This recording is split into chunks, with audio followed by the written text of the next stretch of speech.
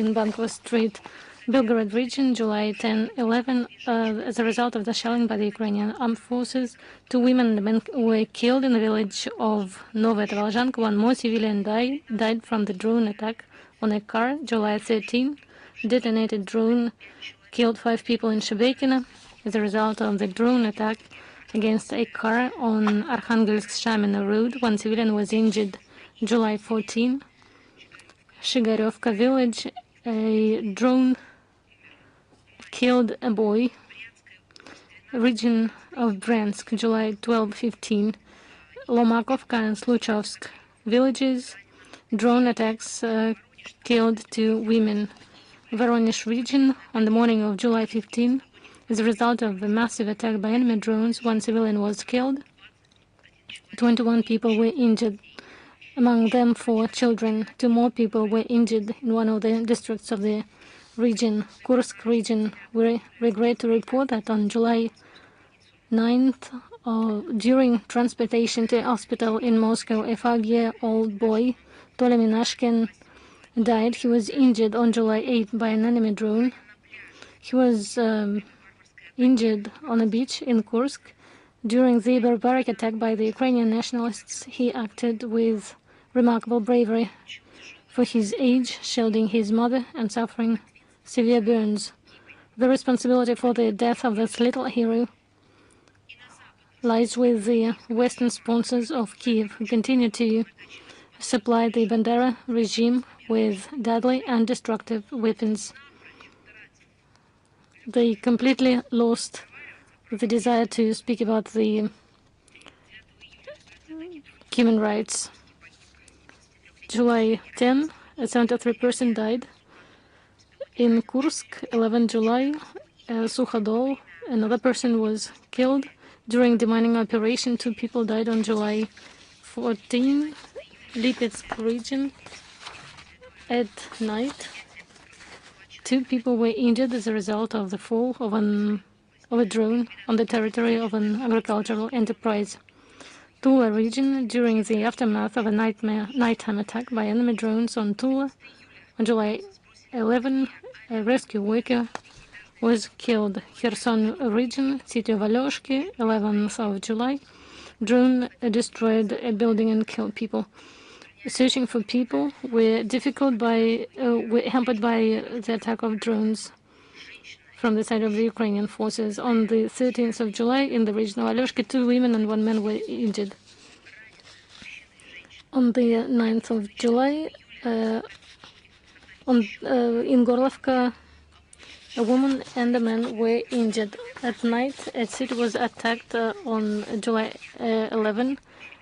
3 people were injured as a result of UAV attacks.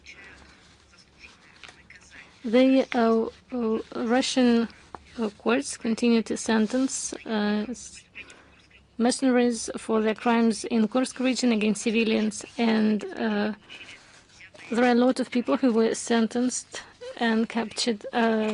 Among them, there are people Yuri Sienkiewicz, Maxim Strinets, Konstantin Brovchak, Vladimir Dmysh, Alexei Babenko, 17 years old, Bogdan Didok, 17 years old, Roman Zhmuydin, 16 years old, Maxim Zlotarenko, 15, Sergei Pachkov, 15, Dmitry Verbitsky, 16, Alexander Vysotsky, 16, Sergei Baranyuk, 16, Sergei Valchuk, 14 years old. Look at them all, those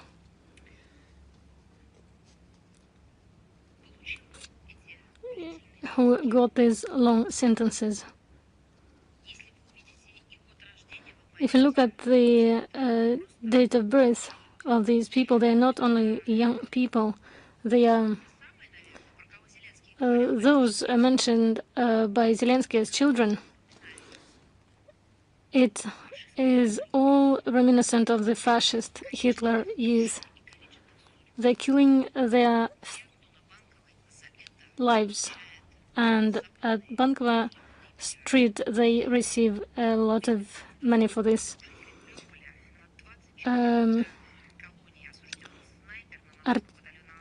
sniper of the neo-Nazi battalion Azov, was convicted for the murder in March 2022 of 2 residents of Mariupol for 24 years. The British mercenary Adam William was sentenced to 14 years of imprisonment in absentia. He was placed on the international wanted list.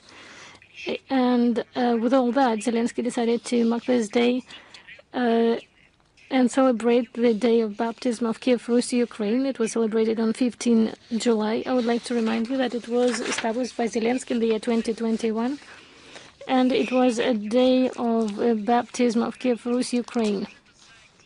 What does it mean? What does this celebration mean? Why they changed the date? It was shifted from 28th of July, when the Orthodox world celebrates the baptism adopted in 1988 year. They wanted to kill the canonic church, and they do this consequently. And speaking on this matter, Zelensky didn't mention at all why they call this Kiev Rus Ukraine, but he spoke a lot about the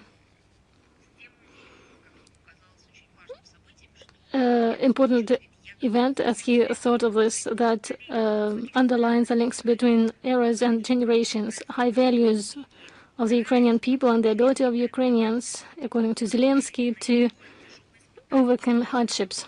He didn't say that these hardships that for Ukrainians were connected with his activities. Of course, he has deliberately overlooked the real state of affairs in the country, in Ukraine, that turned into the Western colony and risks losing its statehood. Zelensky didn't speak about the fact that in order to keep his power, he's ready to sacrifice the faith of millions of his fellow citizens and Ukraine itself. And his view on establishment of the Ukraine as a country, he included canonic Orthodox Church, and everything that left of the Orthodox religion shall be destroyed. And we can see how they distort and falsify facts of history, Ukrainization of the people from the time of existence of the princes,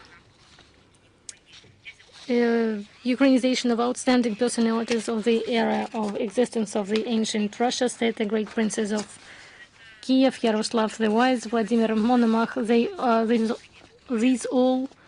This all underlines the desire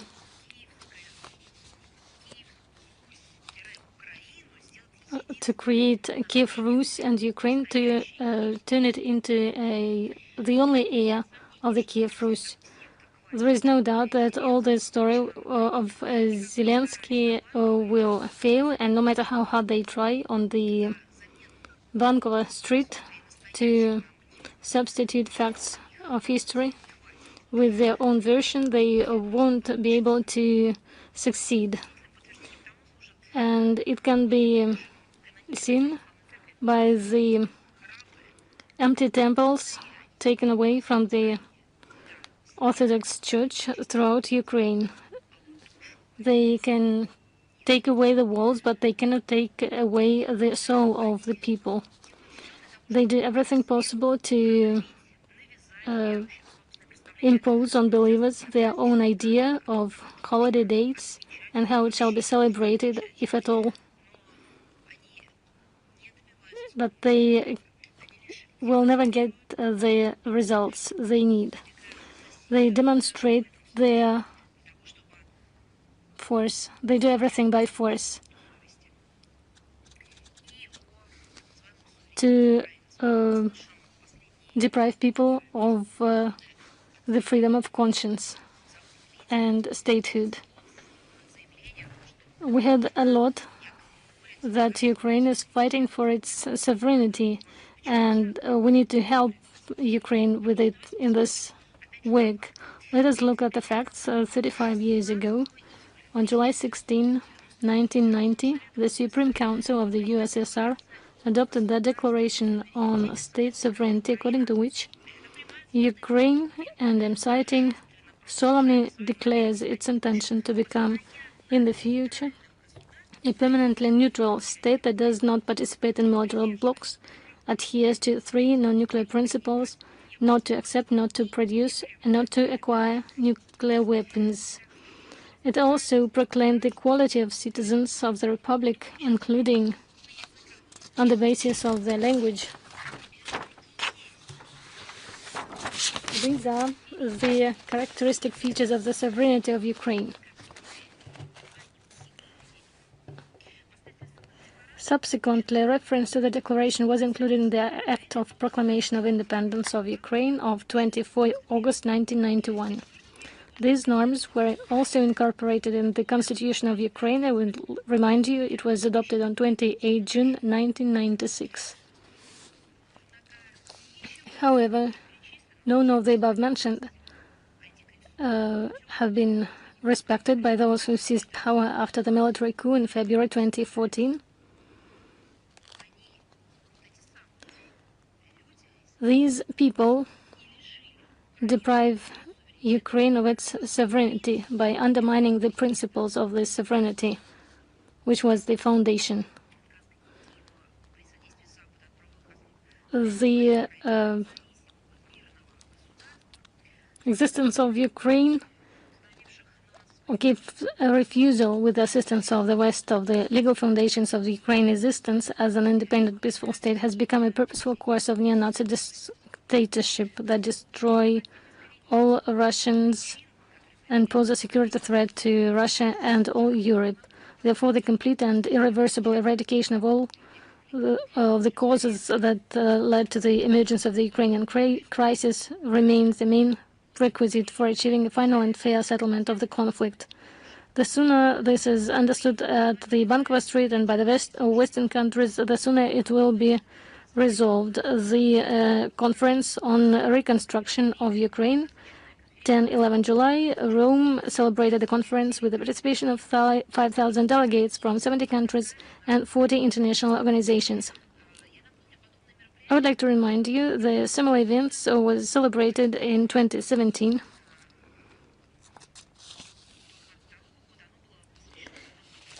It was conducted from 2017 to 2022 on the issues of reformation of Ukraine. And for the 4th year, the main attention is focused on military assistance to Kiev regime. That is not to restore Ukraine, but to destroy it. The discussion on this issue, the tone of the discussion of this topic was set by the President of the European Commission, Ursula von der Leyen, who clearly stated the need to invest in Ukraine's superiority in the military technical sphere. She made it clear that the readiness 2030 plan to allocate 800 billion euros can be spent on Ukraine as well. She proposed to use the underutilized capacities of its military enterprises to ensure the defense capabilities, you would think, of Ukraine, but not the defense capabilities of the European Union.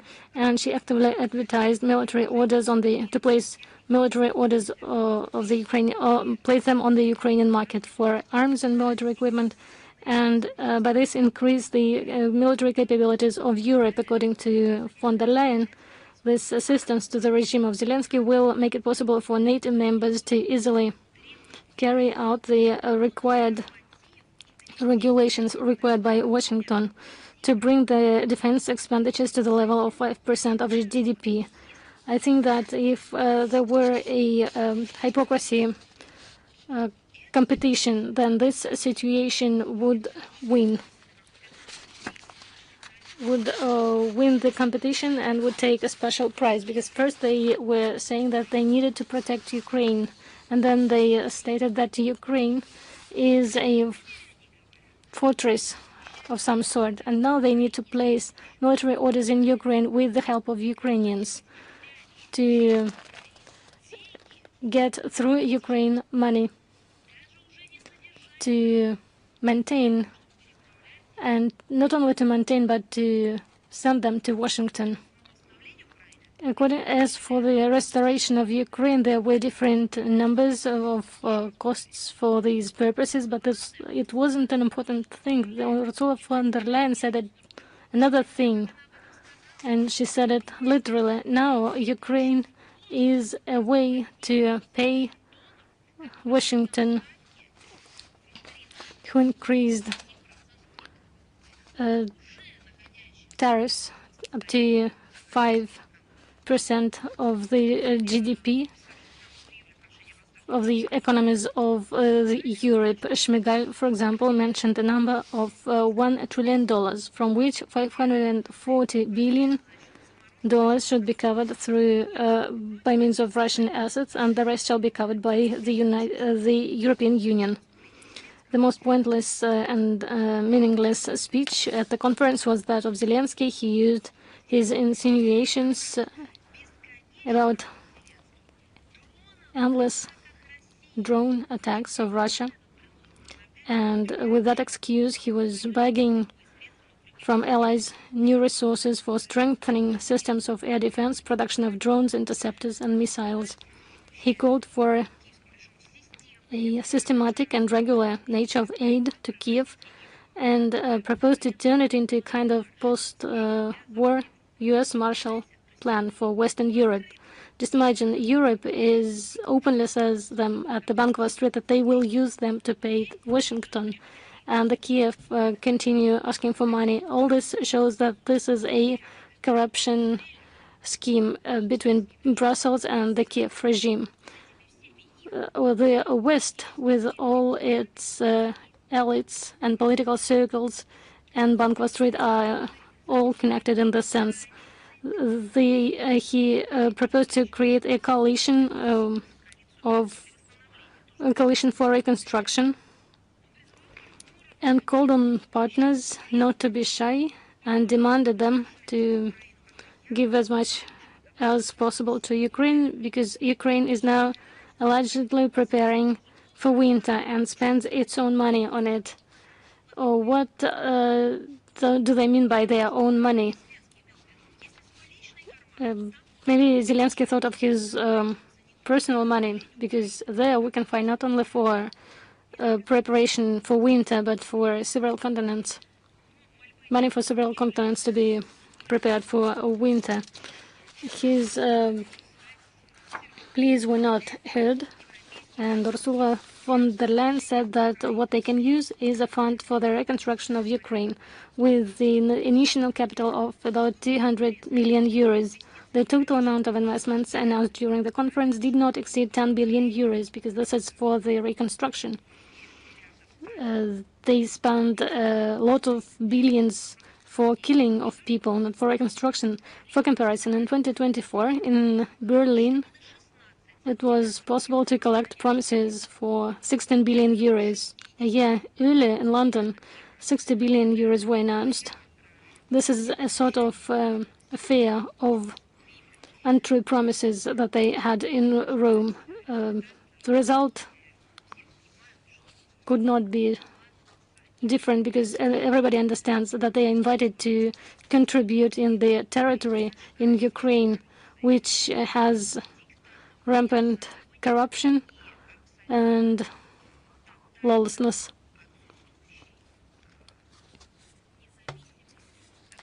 And it's not independent, because we are speaking about the country immersed. We are talking about a country which is a colony for the West. As for the summit of coalition of the willingness, on July 10th this year, the 6th summit of the Coalition of the Willing, with the participation of representatives of 32 states and international organizations, took place in a hybrid format. And its main inspirator was the British Prime Minister, Keir Starmer, and the French President Emmanuel Macron, who held the discussion at the joint headquarters of the British Armed Forces Command in Northwood.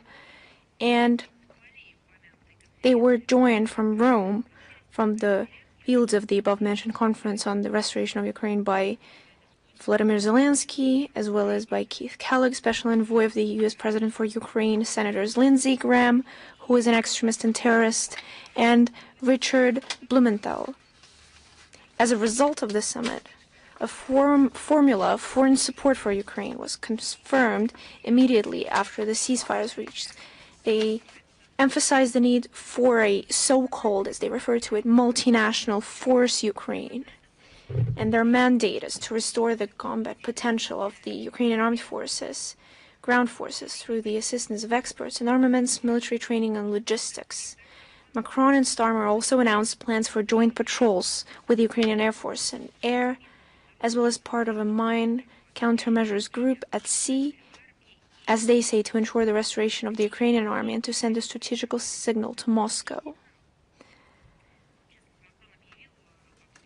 Macron also announced an increase in the size of the potential French-British contingent for possible deployment on the territory of Ukraine after the ceasefire, from the level of a brigade to the level of an army corps. As they say, it will now amount to about 50,000 people. The creation of a permanent multinational operational headquarters under British-French leadership, which will be called Multinational Force Ukraine, which will be alternately stationed in Paris or London, as well as a coordination center in Kiev, which should be headed by a two-star general of the British Army, was announced. What kind of sovereignty of Ukraine are they even talking about? But at the same time, the final joint statement and press release failed to mention the need for U.S. support for these plans. However, the British and French supposedly have not given up the idea of involving the U.S. in their brave plans, emphasizing the guarantee and not auxiliary as before nature of the multinational force Ukraine. And I am quoting all of this here, all the details of their work, for just one person to pose one question, not a rhetorical one, but a very practical one. Where, among all of this, has there been a mention, or supposedly someone gave a thought to the word negotiations, to peace? Because it wasn't that long ago that they scream about the need for ceasefire, that we should take a pause and there should be negotiations. They asked for the place at the negotiations table. And how long has it been? It's barely been 2 weeks, and apparently that all along, while talking about the peaceful negotiations, they were preparing for the creation of these multinational force Ukraine. So whether we should believe them and what's actually in their minds, we have repeatedly declared the absolute unacceptability of the deployment in Ukraine of units of the armed forces of other states under any flag. We regard this as the preparation of foreign intervention. We'll regard such so-called multinational forces as a legitimate military objective. These facts and everything else that just does not fit the time limit of the briefing confirm the relevance of a special military operation to denazify and demilitarize Ukraine and eliminate threats emanating from its territory. All its objectives will certainly be achieved. And about the amazing, what we've spoken already about the contraband of the Kiev regime of the Western armaments. We've already raised this issue and the contraband of arms. This remains a truly profiting business for Bankovaya. And they count the turnout of billions of dollars, not per year, but per month. The very same money that Zelensky is trying to bribe from the West in order to fill the holes in his budget, while thousands of young Ukrainians fall victims. And against this backdrop, the Ukrainian junta is getting richer and richer. The unlawful trade is fully controlled by the organized crime that is being condoned by the corrupted officials. And the volumes of these contraband are insane. Only according to the official data, which is significantly understated, from January to April 2025, in attempts to illegally export to European Union countries, more than 2,100 units of weapons, primarily firearms and anti-tank missile systems, were seized. Just think about it. Missile systems that are being smuggled from the Ukrainian territory. How do we feel about this? And that's just the tip of the iceberg. Let's keep going. Allow me to recall that in April 2024, the Minister of Internal Affairs of Ukraine, Klemenko, has admitted that the population disposes of about 1 to 5 million units of firearms in the hands of the population. How exactly did the Ukrainian population get their hands on that? This is what they obtained legally, what they purchased or what they've stolen. And the arms smuggling abroad is happening through several routes, and one of them is the land route through south of Poland. And after that, it just dissipates in the European space. The transit infrastructure to Hungary, Romania, Poland, and Slovakia is also used. One of the transit points for illegal weapons from Ukraine remains Moldova. In the Balkans, there is a whole hub for arms to be smuggled from Ukraine.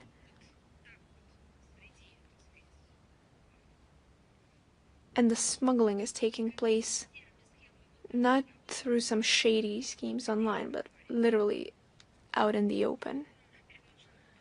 A new transit point has been created in Finland. They're actively using maritime routes, as well as Port of Odessa to Bulgaria, Turkey, Montenegro, and African countries, as well as air routes from western regions of Ukraine, utilizing aircraft being shipped toward the Middle East, which we've also spoken about. Cases of Western arms appearing in various corners of the world have become more frequent, and the issue is so widespread that even Western intelligence agency have to recognize it. Perhaps someone would like to say that there's no way. I would like to give you an example. On May 17 this year, during operational investigative activities conducted by Interpol in the main port of Montenegro, a significant shipment of German firearms was discovered, totaling, do you know how much? 20,000, 50,000 euros? No. 30 million euros. Can you imagine? Firearms worth so much money. At the end of May this year, the U.S. Department of Defense began investigating cases of the terrorist organization Islamic State of Iraq and Levant, using Western-made weapons, as well as identifying the supply routes for military goods. Turned out that this weaponry had been obtained from Ukraine during the special operation conducted by the U.S. Armed Forces. American-made M141 hand grenades and M72 RPGs, as well as Javelin anti-tank missile systems supplied to the Ukrainian armed forces as part of the Western military aid from Poland were seized. Currently, the American military is investigating the use of weapons from Ukraine in the ongoing conflict. Where? In Sudan. Smuggled Western weapons from Ukraine are already being used by criminal groups in Western Europe, specifically in France, Britain, and Germany. There are recorded cases of firearms used with the Ukrainian trades during anti-government demonstrations in France and Germany over 2023-2024. Not to mention that terrorists could also exploit this weaponry for their criminal purposes. And, of course, the sponsors of the Bandera regime in Kiev should give a thought that the arms that they're supplying to Ukraine could be used against them far away from Ukraine, especially in the context of the ongoing debate about continuing Western military aid to the gang of Zelensky. These issues should be touched upon. It is vital for taxpayers in Western countries to understand that, at the behest of their own elites, they're not only financing the continuation of bloodshed in Ukraine, but they're also planting a time bomb in their own home. But there is no doubt that this mine will go off. The thriving corruption at the top of the Kiev junta, combined with the principle that there is no bad mean for war. fully excludes any kind of control on using this military aid by the West. And perhaps in the future, it could appear for someone who would like to destabilize the situation. And of course, there was a great statement on July 9th, the president of Poland, whose mandate is running out of time. He gave an extensive commentary to the telecompany RMF24 that he's willing to believe the words of Zelensky, who knew nothing about the Volynsk bloodshed, because supposedly those lessons were not taught in the Soviet school. But just a little bit of advice to the Polish president and to others that perhaps they could talk about something else with Zelensky, about math or literature, and they would understand that maths or literature were not taught in that school, or supposedly he did not learn those lessons. We've already published the extensive commentary on our website under the anti-fake title. It's hard to say exactly what Zelensky has learned at school, but the facts are clear. He started following the ideas of Nazism. And unlike him, we very well understand Volynsk bloodshed, and we can recall the facts. This is the murder of Ukrainian nationalists in 1943, 1944 in the west of Ukraine. About hundreds of thousands of civilian Soviet citizens. More of them were Poles, but also Russians, Belarus, Jews, and representatives of other nations of Soviet Union, as well as Ukrainians. And victims of those tragedy should not be divided based on the ethnical principles. All of them are citizens of the USSR who fell at the hands of Hitler's helpers, who were targeting representatives of a special nationality. And this hateful ideology is now followed by the current Ukrainian leaderships. Are they really Ukrainian? They're more of paper dolls. And Polish elites, including the president, Duda, over many years did nothing to prevent the growth of nationalist moods in Ukraine, fully betraying the memory of their own ancestors who were killed by Banderites in the years of war. And Warsaw was blindly following the path of the collective West, fully forgetting their own history or trying to use it in their manipulation, where they remember it when it helps them.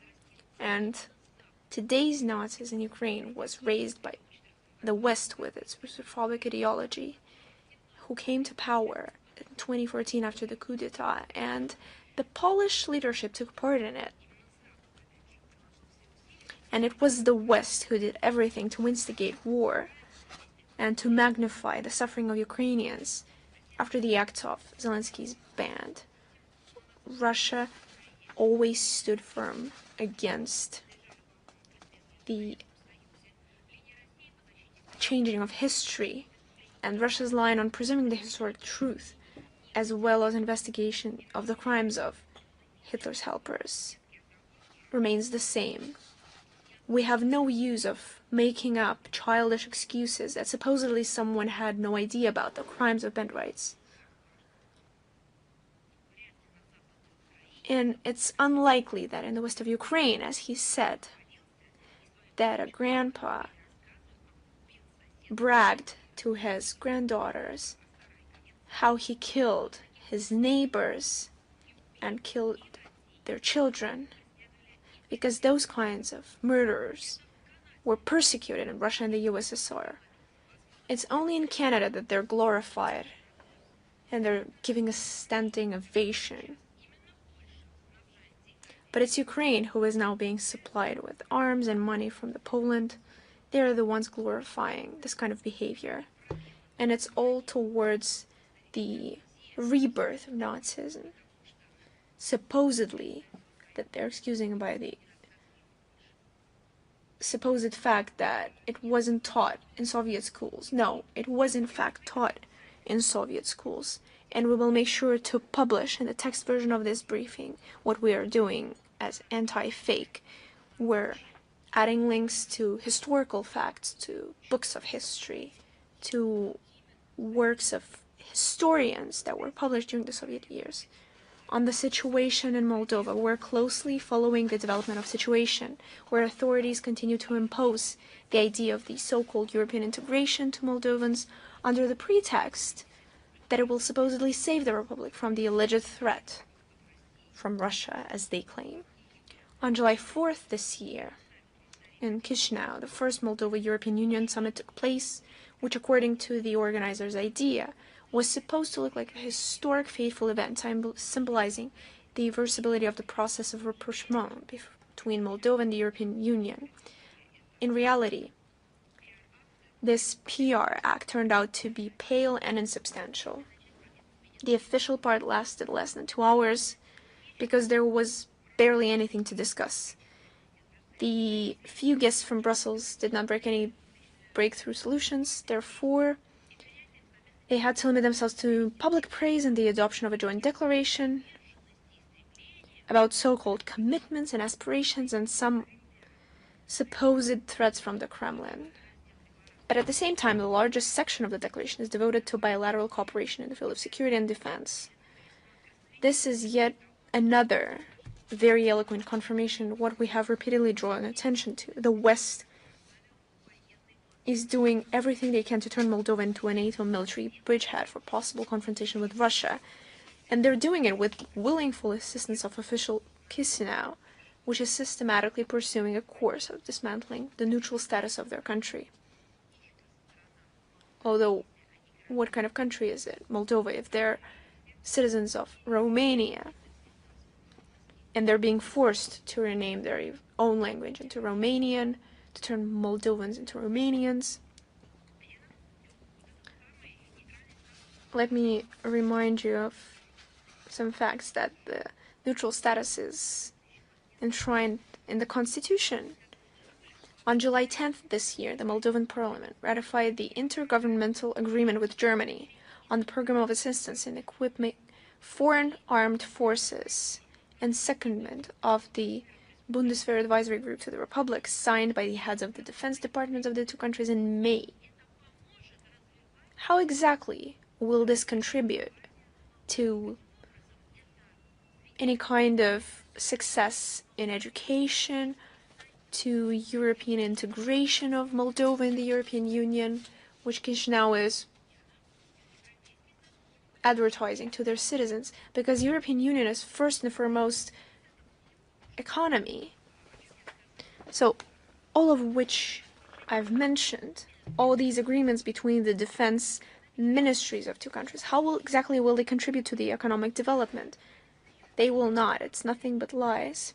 On July 11 this year, it was announced that Denmark will allocate about $8 million over 4 years to once again strengthen Moldova's defense capacity.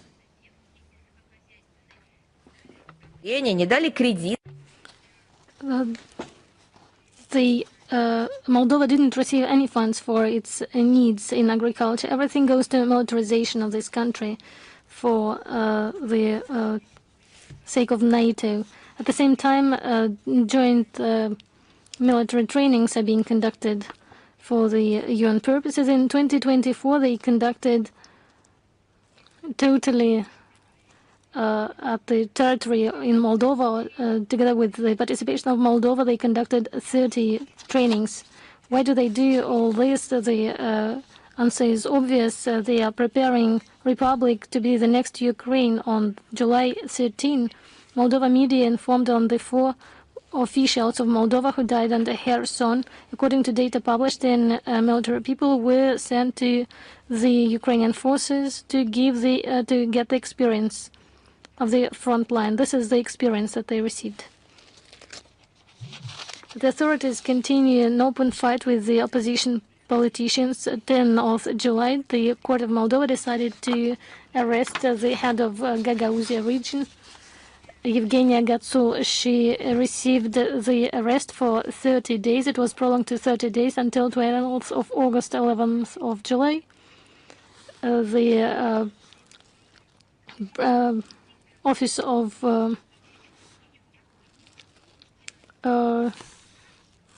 Moldova required to sentence Marina Tauber for 13 years of imprisonment. This is the requirement that they gave. All this is forcing Moldova to join European standards. If you think that this is to develop science, education, or industry, of course it is not. It is against national interests and their own history. Officially, Chisinau is trying to distract the attention of its people from social and economic problems, because they do not have time for the problems of Moldova. They do not have time to develop their science, their culture, their art. They have a different task from Brussels. They are tasked to join their country with NATO to act against Russia from 5 to 27 July. On the central square of Moldova, an installation was placed with the name, as it said, State Terror in Soviet Moldova, Scale Victims and Perpetrators. In Moldova, the experts, independent experts, name this installation as something that has nothing to do with the real history of the country. The policy of aggressive pro-Western propaganda in the Republic has led to an opposite effect. According to the recent public opinion polls, 60% of respondents believe that Moldova is moving in the wrong direction. 77% think that the national interests of the country are best served by balanced relations with both Russia and Europeans, and 78% support maintaining the Republic's permanent neutrality. The anti-people practices of Brussels do not find support among the friendly people of Moldova, and evidently they will never do so. Now let us look at the real European standards that are being introduced in the territory of Moldova. We regret to inform about the plans of Moldova to limit the constitutional right of thousands of people in Moldova who live in Russia and who want to participate in the election of their parliament. I will remind you the right for participation in voting is a fundamental right of each citizen of a democratic country. Last year's explanation of Chisinau about the threats of security in the territory of Russia were not supported by anything. The entire world saw that Russia has a very good experience in organizing elections. Tens of states guarantee the security of the Commission of the Observers. Russia, for tens of years, ensures security of the voting of other people in its country. Our law enforcement agencies protect greatly our people in accordance with international standards. And now we can see 20,000 preliminary registration polls of the citizens of Moldova in Russia. The population of the diaspora is more than 300,000 people. And now we can see 20,000 people pre-registered, people from Moldova who want to vote on the elections of 28th of September. If Chisinau will once again limit their possibility and will only leave 2 points of voting, then a lot of people will lose their right for voting, and they it is better say that their right will be stolen. The amount of people wishing to vote is growing. There is a need to open more polls abroad, including in Russian Federation. All the legal basis for the creation of these places are in place, and we confirm that the organizational or legal barriers to open election polls, election points in the territory of Russia do not exist. The Russian party is ready to provide all the necessary conditions and is ready to work with Moldova electors to promptly resolve any kind of issues, including technical ones. Even the law enforcement agencies in Moldova, coordinating with the United States and other countries, recognize the right of the Russian Federation to open the election points in its country. The refusal to open it this year, to open additional points, is not an issue of security, and it's not an issue of logistics. It's a conscious politics of the ruling party of Moldova and in the first place, of the president of that country, directed to exclude the part of votes of the country, taking into account political position of this part. The requests that we received to ensure the right of people, we need to open at least 9 or better 10 election points in key cities of Russia. And it's obvious, just look at the previous elections, the demand and the Moldova norms were all observed. We call on the authorities of Moldova to conduct work in accordance with their own laws and ensure the rights of their own people and open points in Russia and guarantee their transparent and good work. British authorities continue to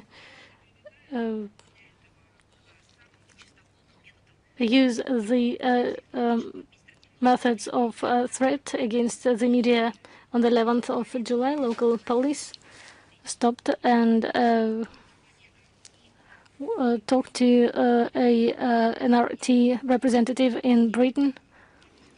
He was in the country to see his parents under the pretext of being part of the terrorist groups.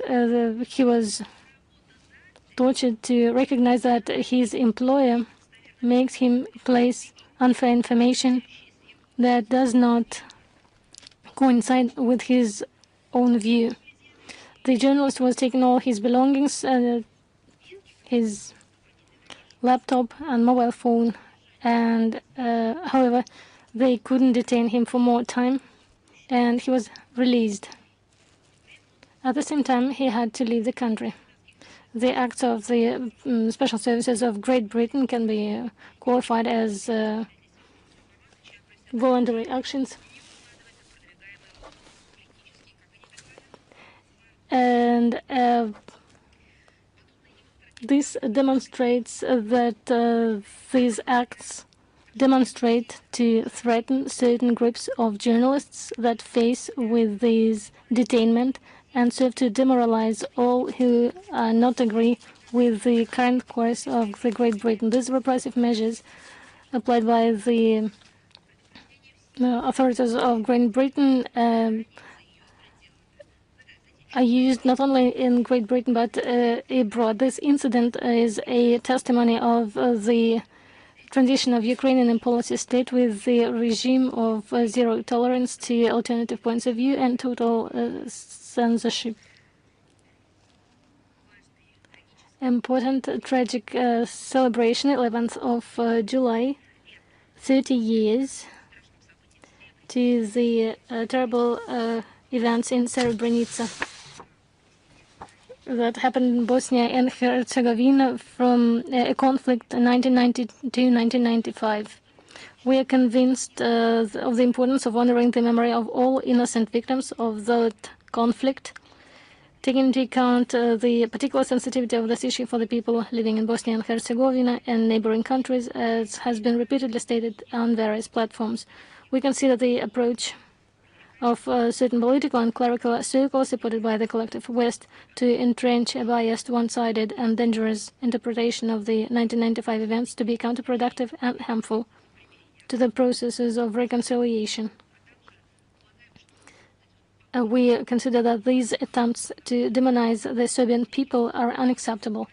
In this context, the establishment of July 11 as an International Day of Remembrance for the genocide in Srebrenica, endorsed by an overtly anti-Serbian resolution of the UN General Assembly, caused regret and concern. This is yet another irresponsible attempt by forces interested in aggressively pursuing their geopolitical goals to exacerbate existing disagreements and increase the conflict potential in the regime.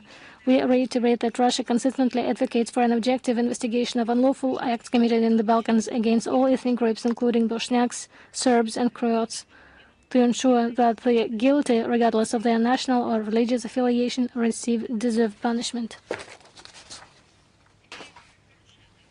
And a good date. 50 years ago, on 15 July 1975, the entire world was watching, and it was really so, the entire world was watching the flight of Soyuz Apollo. The historic handshake at the orbit was the demonstration that despite all the differences in politics, the desire to cooperate in space can lead to real breakthrough results. The foundations of interaction laid by Soyuz and Apollo were reflected in other major, now multinational projects. The International Space Station, for example, which has been successfully operating for over a quarter of a century. Russia, as a pioneer in space exploration, continues the proud traditions of its space industry and is committed to constructive engagement with all stakeholders in space activities. We thus create a good basis for equal and mutual beneficial cooperation without artificial separation, creation of alliances, or one-sided unilateral standards.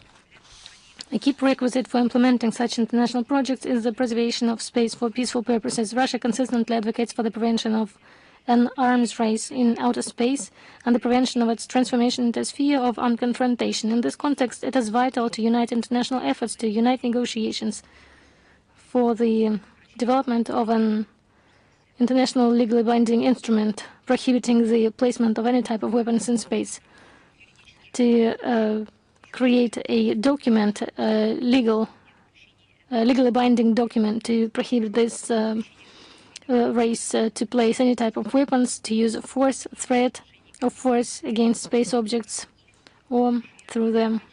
We consider that the basis for this instrument were presented on the conference on disarmament. It was a Russian-Chinese project of the specialized agreement and the report of the group of government experts on this format.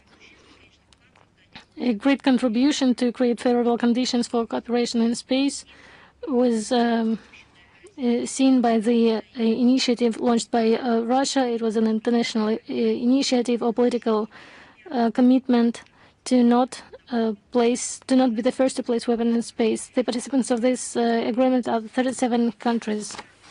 The demonstration of the film, the power of attraction, was shown recently. The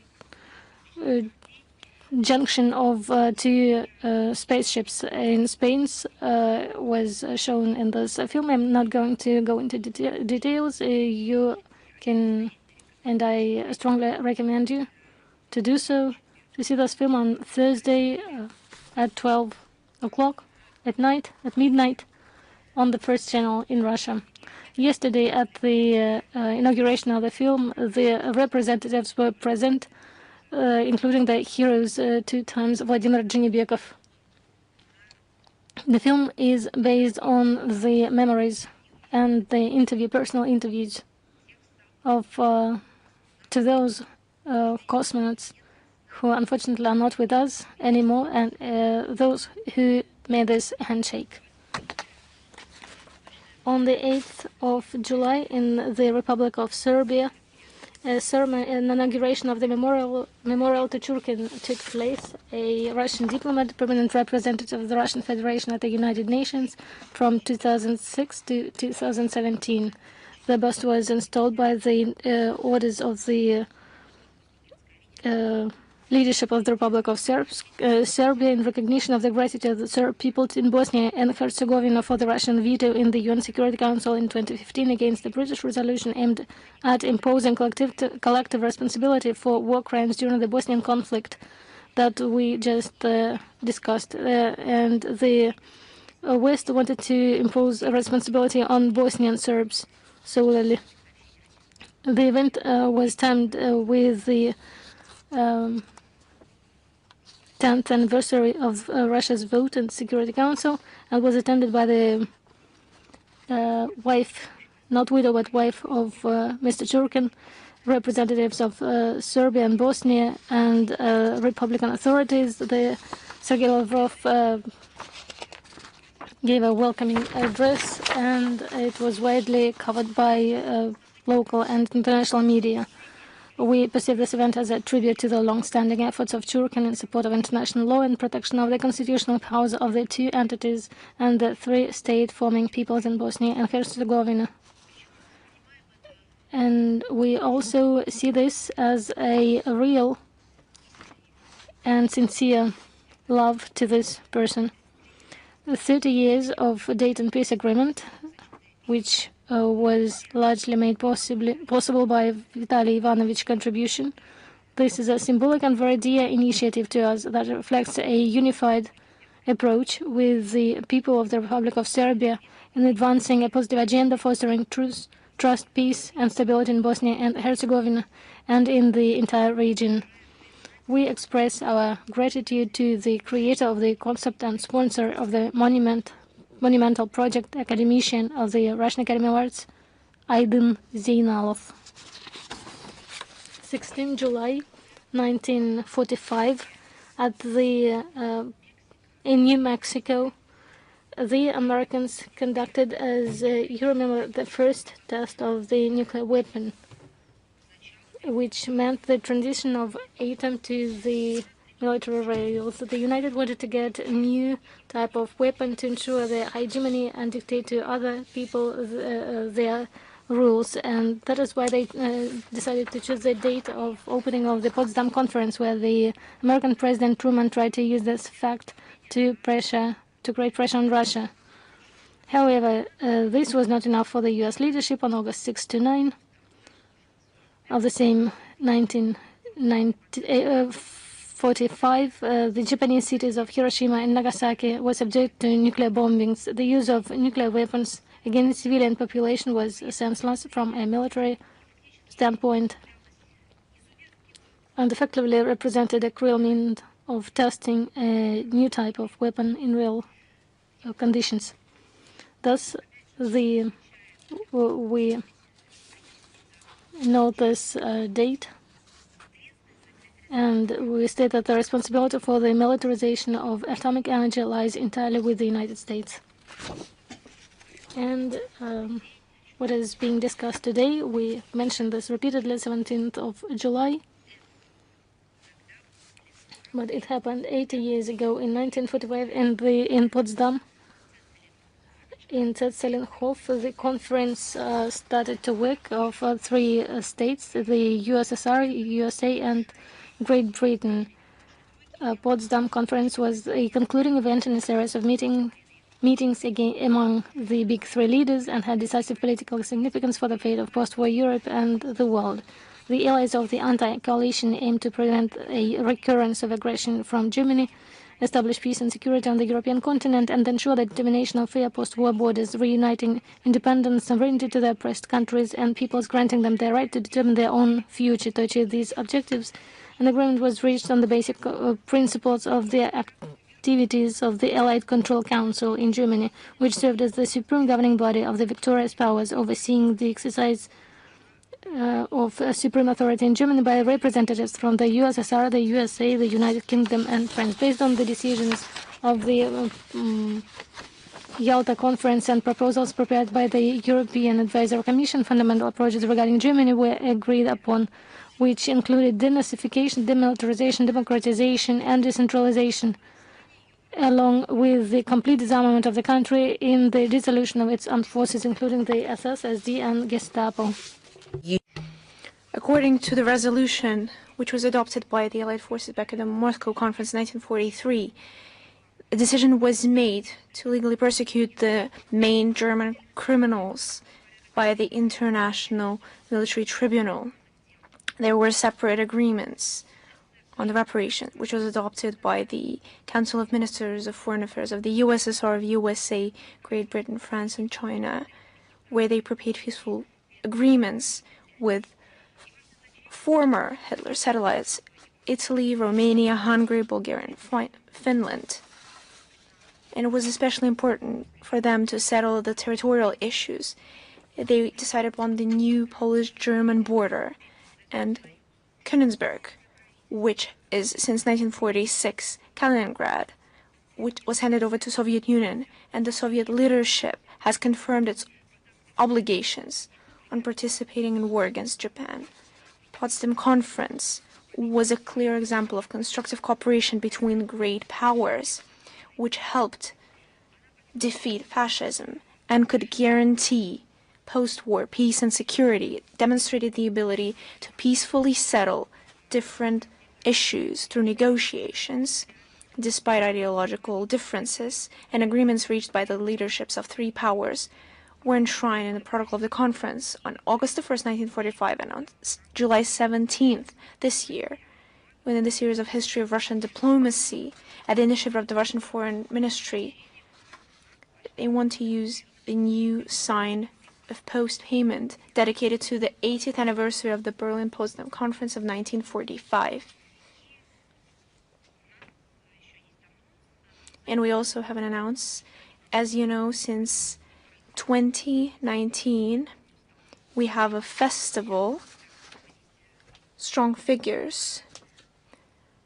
And as you know, it's quite a reputable platform for humanitarian cooperation through sport, and different state representatives, Olympic champions, employees of diplomatic missions participate in it. And the main purpose of the festival is the development of international cooperation in different areas of sport. In 2024, the event was attended by representatives of 32 friendly states, including military attachés from 23 countries. In 2025, there will be quite a few significant events. Quite soon, on July 19th in Moscow region in the Moscow Country Club, there will be a golf tournament between Russia and the international team. We already have a confirmed participation of 15 friendly states, including India, Indonesia, South Africa, Vietnam, Bangladesh, Morocco, Ghana, Uzbekistan, and others. There will also be a roundtable on issues of international sport cooperation. And on September 19th, there will be an international chess tournament among diplomatic employees in the Chess Museum on Gogolevsky Boulevard. And in November, there will be a tag rugby with the participation of foreign teams that will be covered by media. Now I'm ready to answer your question. Is the International Life magazine with us? Good afternoon, Madam Zakharova.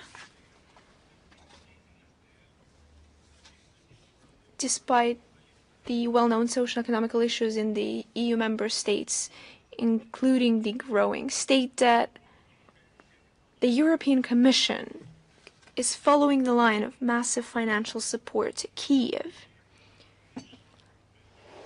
And this was, among other things, discussed during the conference in Rome that you've mentioned. And yet Brussels is turning a blind eye to the rampant level of corruption in this country. So according to you, which is really the main purpose of the European Union, you see, I've already commented on all this money that is being sent from one pocket to another, along with shaking the money from different sources. Let me recall that from July 8th to 9th, Italian capital hosted a conference on restoration of Ukraine, which just showed new billion financial obligations of the European Union toward the Kyiv regime, according to the head of European Commissioner Ursula von der Leyen. Brussels is ready to cover about 84% of demands of Ukraine on foreign financing and is ready to continue helping them in the upcoming years. They also do not limit out the option where in 2028-2034 there will be new targeted financing for Kyiv amounting to 100 billion euros. Where is this altruism coming from? I believe that you're well aware where to seek an answer to that question, you have to find who's reaping benefits from it. And this unprecedented speculative operation on financing Kiev regime is beneficial for all those involved, for international financial corporations, for Western investors who are catching at low prices Ukrainian shares, especially as well as the Western military industry complex, who, thanks to the prolonging of the Ukrainian conflicts, got a chance of a second whiff. And finally, last but not least, to many corruptioners in Brussels, and not just in Brussels. So who exactly is losing from it? Well, it's obvious. First and foremost, the Ukrainian citizens who are being killed, who are being robbed out in the open. Everyone is seeing it, but they're not in the power to do anything. It's also not beneficial to the population of those countries, who go to work every day, who produce a lot, who sell a lot, and they're not reaping any benefits from it, but nobody is asking what they think. They're just being given a new bill to finance and pay new crazy ideas of Ursula von der Leyen. Perhaps they should give it a thought, but perhaps they're not allowed to give it a thought. But first of all, victims of those are the ordinary Ukrainians. Those who are still alive, they're being subjected to the lifelong debt, not just for the 5 years, but for dozens of years. And they're being used as illegal workforce who not only get their economic benefits ripped away from them, but they lose any kind of independence. At the aforementioned conference in Rome, the European Commissioner on the expansion of the EU, Slovenian Marta Kos, said that the goal of benefits of Brussels on aiding Ukraine is to help Ukraine become a European nation. What point of view did she pursue with this? Geographically, Ukraine has always been in Europe. Politically, it gained its sovereignty in the 1990s and also positioned itself and developed as a European state. Culturally, religiously, it was inextricably linked with the European civilization. So under the guise of assistance to Ukraine, of helping Ukraine become a European nation, they're actually trying to strip its identity from Ukraine. In other words, in order for Ukraine to pay all its debts to the European Union, they not only will have to lose their last bits of clothing, but they will also have to work on their own European identity. Because later they will have to be taught on who they have to be in order to pay off everything that they're being given right now. I believe that's what they're trying to do here. Thank you very much. And another question, if you allow. Last Saturday, on July 12th, heads of the working group on coordinating the aid of Ukraine under the Ministry of Defense of Germany, Christian Freuding, stated that the Ukrainian armed forces could, before the end of July, get first long-range systems within the packet of German-Ukrainian military cooperation. How could you comment on this information and assess the actions of the German authorities? It's interesting how quickly they forgot about democracy and human rights that they claim to care for so much, how little they actually care for who these arms will be used against. They don't think it's necessary to count the civilian losses. They no longer care for what happens to children. Amazing, isn't it? We've already stated and mentioned how the efforts of the official Berlin are trying to hide. They are willing to participate in perpetrating strikes in Russia by doing it through Ukrainians, by shifting the blame to them. And the defeat of fascists in 1945 has, as it seems, escaped their minds. And this aggressive approach to our country was blatantly, openly confirmed by the Ministry of Defense, Pistorius, who stated on the readiness of German troops, just think about it, to kill Russian soldiers if there is an attack on one of the NATO members. They've gone absolutely wild. Which NATO member has Russia ever tried or intended to attack?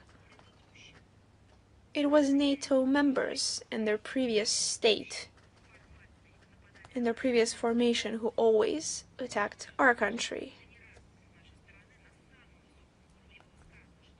And on our country, we've stated before that we have no intention, we have never had any intention to attack NATO countries. It was Germany who attacked us in 1941, and experts rightfully called attention to practical identification of the rhetorics of the aforementioned person with the propaganda statements of the Hitler's Germany, who used that to excuse their militarized rhetoric. As for the Germans' aid in long-range systems of Ukraine, they could try it to hide their plans on the military-industrial complex of localization of the Taurus rockets that, for now, they refuse to supply to Ukrainian armed forces. But that's if we believe their words. But by the end of the year, they will no longer be able to hide it, because as soon as the Russian anti-air missile systems strike down the rockets, we will be able to identify who those rockets belong to. And there is not a single doubt that using long-range systems without the direct involvement of military specialists of the countries who produce those systems. And here we mean the satellite intelligence data from NATO, including their missions. Without it, it would be impossible. So the military officials of Germany would be directly involved in planning and perpetrating attacks against Russia when the aforementioned Tauruses and their modifications are used. In November 2024, if you remember, the President of Russia, Vladimir Putin, clearly stated our position on the decision of the Western states to greenlight Kiev on using the long-range strikes on the territory of Russia. This position has not changed.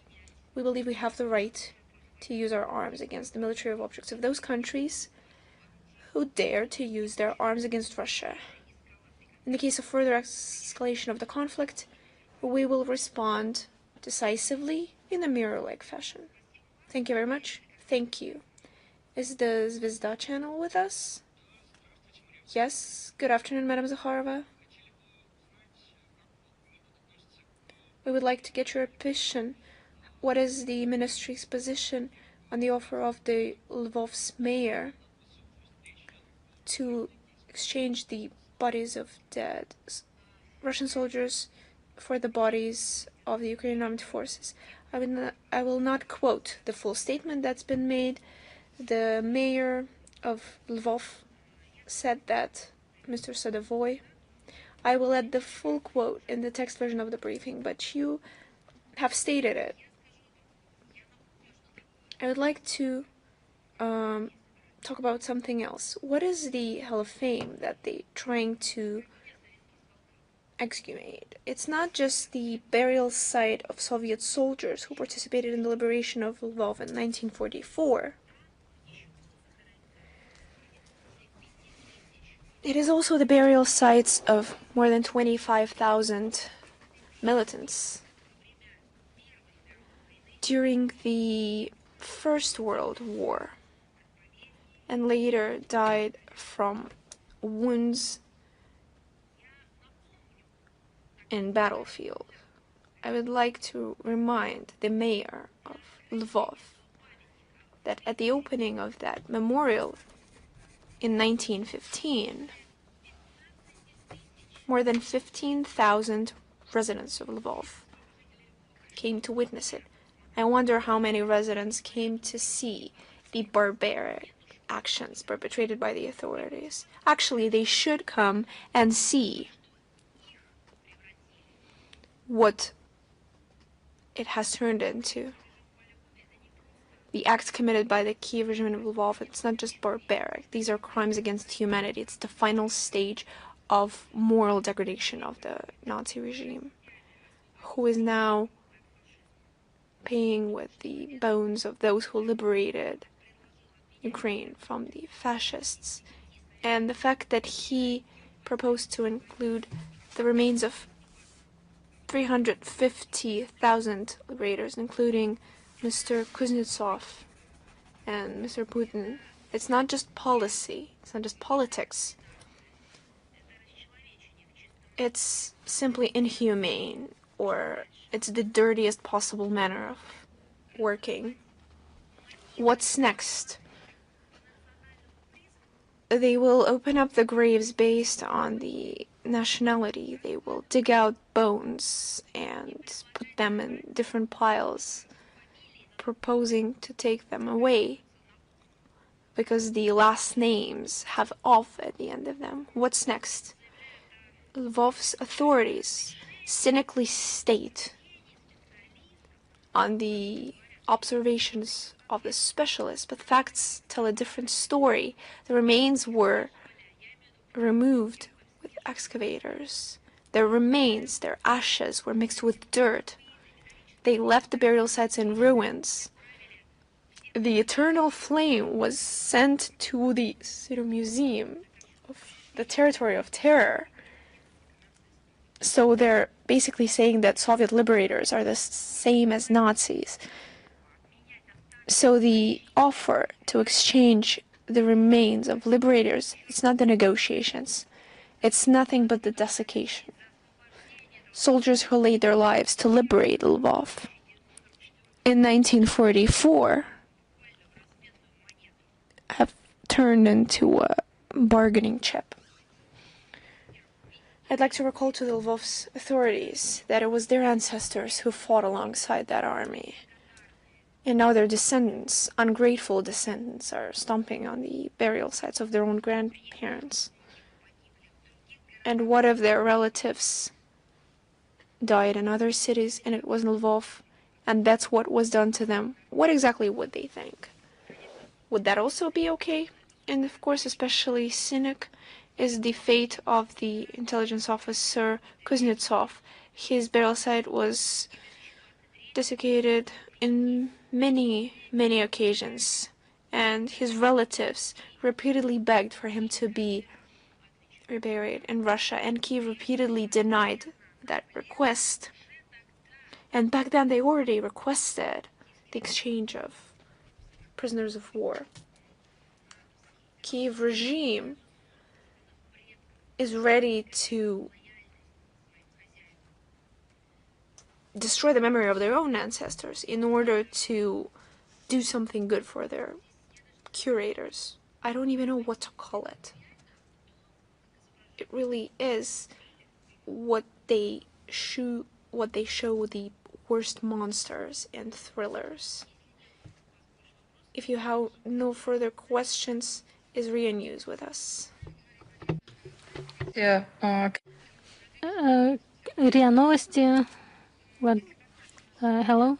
We have one question for today. It's a big question. Association of Journalists, BRICS journalists, included in the sanctions list of the EU, sent to Guterres and the Director General of UNESCO to blame these steps and stop threatening to journalists. What do you think? Will these acts help in resolving this issue, and what kind of support can be provided by the Ministry of Foreign Affairs of Russia?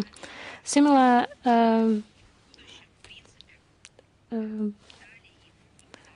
reports have become an important формирование институтов, я имею в виду международных структур.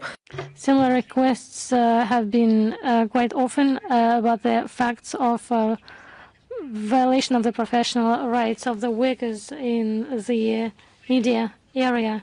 And there is only one condition: these international structures should act in an unbiased manner. And once receiving the signal from the non-governmental structures, they could have a clear picture, but they have their own picture, and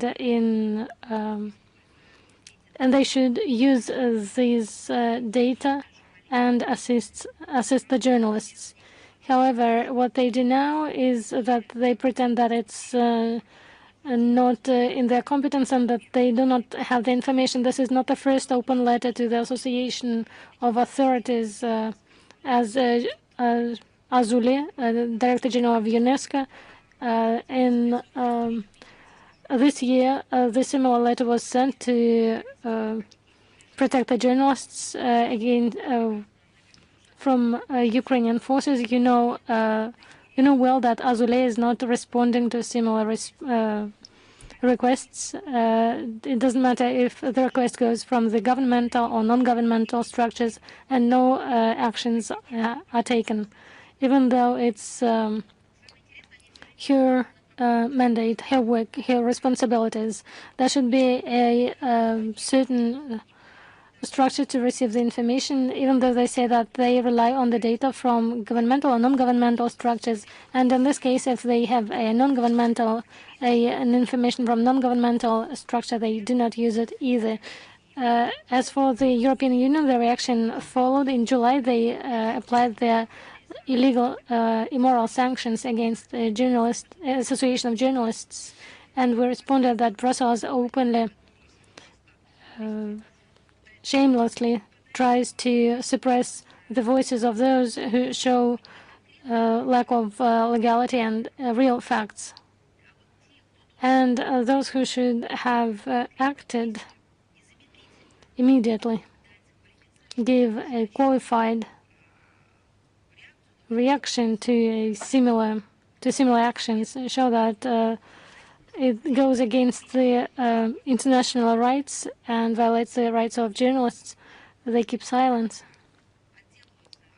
Sometimes they give replies that do not mean anything, but mostly they just ignore. In the leadership of these international organizations, they respond rapidly and eagerly to the information received from non-governmental organizations, received from the West. And for this, they do not need time to check the facts or any other efforts to analyze the information. They rely immediately on the data of the West in their discourses. And everything, what they say is anti-Russian.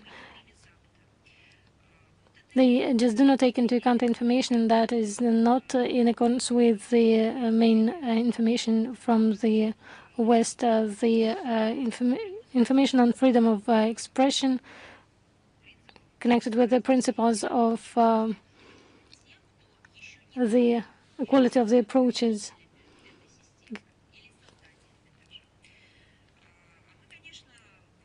And we will continue our work consistently, trying to receive a fair, transparent work from these structures. We will fight with this biased approach and the incompetence of the authorities, and we'll try to do that. The information that you require will be responded. Thank you.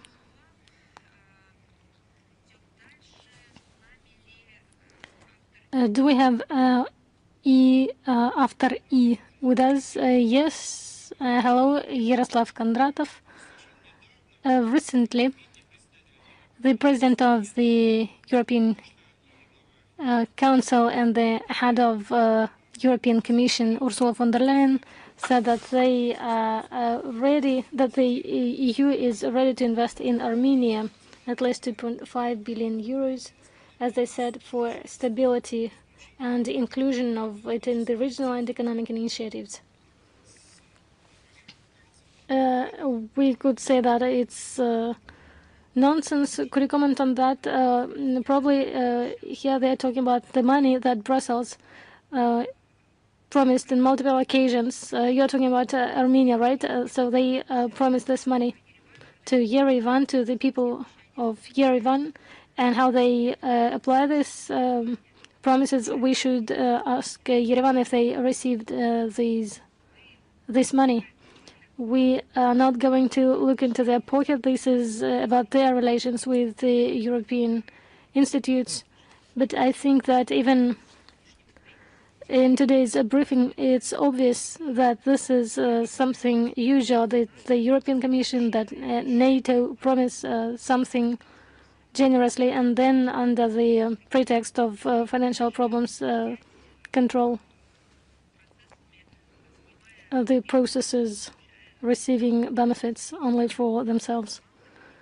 Also, they take into they sum up and take the total amount of the resources that they allocate more than once, and even in this case they find themselves in a difficult situation when they cannot resolve what they started. The Western story about the finances, there is another scheme when they promise something and do not give in the end, saying that the conditions do not apply, or that the requirements have not been observed. This is something that Brussels does often, and the European Union tries to stimulate the interest of its foreign partners to receive the funds from the EU.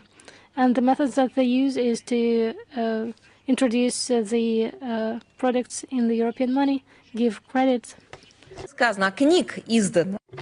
A lot has been said about this in books, and not only in books, the grants from the European Union that they give to the society under the pretext of democracy, that has nothing to do in this matter. The assistance have long become not the idea for development, but a leverage to control other countries in internal affairs and in foreign affairs. It's an interference in internal affairs. We're convinced that the development of third countries and implementation of different infrastructure projects shall be done based on other things. We should respect the sovereignty, take into account the authenticity, be respectful to economic, political interests of those countries that they intend to help. And of course, this assistance, as they call it, shall not become an instrument of threat to other countries, artificial instability, or hampering the development of other countries. Formats that they try to employ in Yerevan, for example, using the Black Sea strategy, is aimed at these very facts that I enumerated. Thank you very much. Thank you. Open TV, are you with us? Yes, Afanasy Yerinos, Open TV. There are a lot of publications in European media where they say that migrants and refugees from Libya through sea in our country has increased, and it's a big problem in Crete, for example. And all this is a hybrid war from Russia to destabilize European Union. And for this, Russian militaries are used that remained in Libya or worked there. The military campaigns existing or that existed in Czechia, in Germany. I would like to hear your opinion, your comments, and if you have understanding of what is planned, what Russia plans, and what do they do in Libya. I have a question to specify. Do they say in these publications that Russia killed Gaddafi? Of course, now we all know who killed Gaddafi. You know this because first, you are an educated person, and secondly, you are an independent journalist, and third, you are a test. You saw with your own eyes the events. I would like to assure you that the younger generation of 20-something years, they do not know that they can be told any story. I assure you that 5-7 years ago, these conferences that took place annually in a room where they discussed the problems of Libya and the migration problems, nobody could say that the problems of migration had to do something with Russia in Italy, in Greece. They all knew who to blame. Those who destroyed statehood of the sea states of the Northern Africa, of the Middle East, those who provoked the Arab Spring, those who killed and destroyed the authorities legally elected, those who made chaos in turn in those countries, destroyed the sovereignty of those countries. And now you can see what they say. This is nonsense. We really saw as the media publish such things. It's not the first time they do this. It's a systematic work to implant fake information and implant the mentality and philosophy that this is something where Russia is to blame. It's absurd, but only we can understand this, and for other readers, not prepared readers, this is a normal information. What is the reason of all this crisis? The first crisis was initiated by the collective West and the leadership of the United States of America that introduced NATO and used NATO for this Iraq, Libya, Syria, Afghanistan. We're convinced that the flows of migrants is a follow-up of irresponsible acts of interference in the internal affairs of other countries, forced replacement of the authorities in the countries, and those who participated in these interferences in the opening of the conflicts should bear the main responsibility for the consequences. The consequences,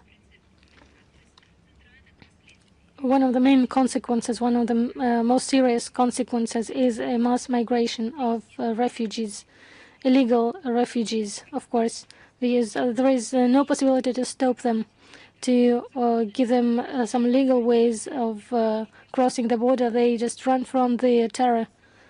They run for the promised, or something that they were promised, because they supported the change of power in their country first. They believed in democracy and democratic rules, and now they started to escape from to save their lives with those who promised the democracy. So there are roots who make them change the country, and to resolve this problem,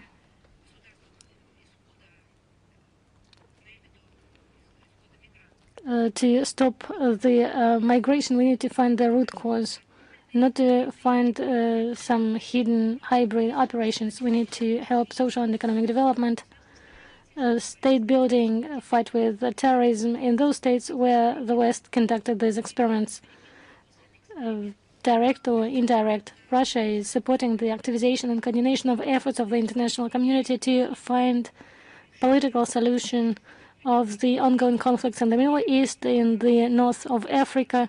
It is necessary to develop multilateral cooperation at the central coordination role of the United Nations for effective resolution of problems related to mass movement of migrants and refugees. We need to see the root causes and be fair, speak fairly on them, not to invent information and information campaign to blame Russia in something that in some other crimes. If there is no questions, we can go on. Известия, are you with us? Hello, Maria Vladimirovna. Известия on Приднестровской Молдавской Республики. On Moldova Republic, Andrei Safonov. NATO developed plan of attacking the republic. However, according to him, the West won't implement this plan because the West has another scenario to encircle and make them Есть ли у России планы по поддержке Приднестровья? give up. Does Russia have plans to improve the situation in Transnistria or to do something with the threat from the NATO? The word that you cited of the Transnistria deputy person, it was a information of the services of Russia, and we mentioned in multiple occasions the forced militarization of Moldova, what NATO does, playing the central role in these actions. We want to believe that. I would like to underline, we want to believe the settlement by peaceful means in Chisinau, but the facts show a different reality. They show growing of the possibility for forced resolution of the Transnistria problem. At the same time, there is a course on economic strangulation that is obvious in the process of Transnistria settlement. It is necessary to ensure peace and security, and this is what the Russian peacekeepers do in the region. And soon we are celebrating the next anniversary of their entry in the region for the peaceful purposes. In Moscow, we are following closely the situation around Transnistria, and we are ready to react to any, including the most unfavorable situation. I would like to give a full reference when you cite it to see the links. Thank you very much. Is Ukraine.ru with us? Yes, good afternoon, Madam Zakharova, Anna Cherkasova, Ukraine.ru. If you allow, I have two questions. The first one, as many experts believe the statement of Donald Trump on July 14th, a practically green light of the strengthening of the terrorist action of Kyiv regime on Russian territory. And you repeatedly stated that this already has been before, and you've mentioned it today. But now Zelensky's hands are untied. What do you think about it? And what does Russia have to say to that? You see, Zelensky's hands are always reaching for more money. So whether they're tied or not, as soon as there's money involved, and just like Houdini's act or Copperfield, his hands will be untied. He has some kind of instinct for that. I would like to once again draw your attention to the comments of the Minister of Foreign Affairs of the Russian Federation, Sergei Lavrov, to the representatives of the administration of the President, when it comes to the statement of the Donald Trump. It appears that a Kyiv regime systematically sees the decisions of the collective West as a signal to continuing war and as a refusal for any peaceful actions or negotiations. And more arms could provoke escalation of criminal terrorist acts. And we've already mentioned how the arms supplied to Ukraine just disappears from the Ukrainian territory. And these terrorist acts are perpetrated by Ukrainian armed forces, by the nationalist organizations, by the terrorist organizations who participate in the conflict on the side of the Kyiv regime and the conflict.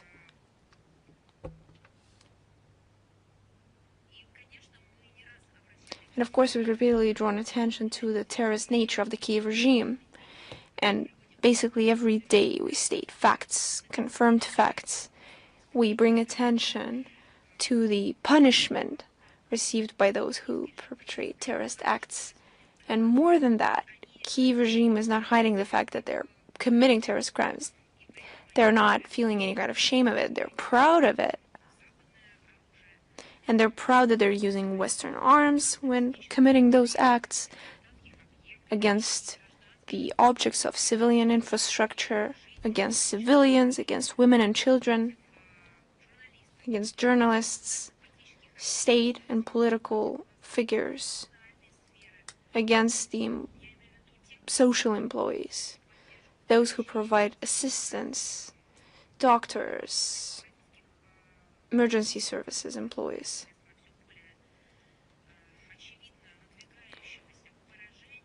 So the defeat that is appearing closer and closer against the backdrop of these terrorist acts, they have more and more desire to perpetrate more terror.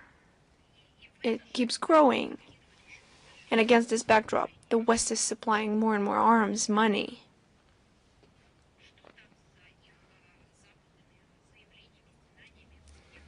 So what about the statements of the West about organizing the negotiations table and providing a seat at that table for the EU as well? Have they forgotten all about it? What about the human rights that they've cried about for decades? And the language of ultimatums, of demands is not acceptable. We will take any necessary steps to ensure security in our country and protect the interests of our country. Against this backdrop, the relevance of the goals of the special military operation to demilitarize and denazify Ukraine only grows. Thank you very much, Madam Zakharova. If you allow another question. Yes, of course. Despite the fact that in the relations between Russia and Germany, there has always been some tension. Until 2022, Germany has been the closest European state for us. And after the Cold War, Germany and Russia have tried to develop their multipolar partnership. But right now, Berlin is the most active European arms supplier in Ukraine, and Pistorius is calling to eradicate Russians. Are there any perspectives to restore relations between Russia and Germany, and what is necessary for them? Excuse me, could you repeat? Are there any perspective for the restoration of relations between Russia and Germany, and what is necessary for that? You see, weird to ask this question as if we're to blame for the fact that there are such people among German politicians. It's not on us. We've done everything, and we have historically done everything that the relations with peaceful, flourishing Germany would develop in a positive key. And we have actually forgiven something that neither human being or people can forgive. We have forgiven tens of millions of killed citizens. We have forgiven them torturing our country, torturing our peoples. We have forgiven burned down cities and villages, destroyed museums. We have forgiven tortures of women and children. We have forgiven them their attitude towards us, not just as third-rate people, but someone who have no right to life. We have truly forgiven everything. We've never forgotten. And that's why we preserve memorials. That's why we continue to produce movies. We learn history. We haven't forgotten, but we have forgiven. Once again, we have extended the hand of friendship, of mutual cooperation, respect. We've shown how, by forgiving, you can propose normal, mutually beneficial, mutually respectful cooperation. We have proposed so many projects. We've basically If you need historical resources, then let's cooperate and explore peacefully what we have so that it's mutually beneficial. So it doesn't lead to you losing your last beats of humanity. We've directly participated to ensure that these resources are supplied to them on mutually beneficial conditions, of course, but also to preserve your human nature. And what do we get? We get exactly what we're seeing right now. But the most terrifying thing is what Germany got out of it. Full amnesia of their own mistakes, of their own wrongdoings. They've neglected to remember of their own modern history as the unification of its country, which wasn't divided, not as a result of someone else's actions, but of their own crimes. They've fully forgotten who played the role of unificator of Germany, that it was our country and our people who was unable to forgive, but still forgave, and then contributed to the unification of Germany. They've managed to betray that, to betray themselves. So when you ask who should do and what, yes, today from official Berlin we hear calls to destroy our statehood, our country, our people as a whole and separately, and all these calls have turned into a mania of those who are in power in Germany. They're trying to erase anything connected to our country, informational, cultural, digital space. German arms are used to fire at Russian territory, at Russian people, at the same people that they're forever indebted to, especially for the fact how many people simply weren't born because of their actions. They're now discussing the launch in Ukraine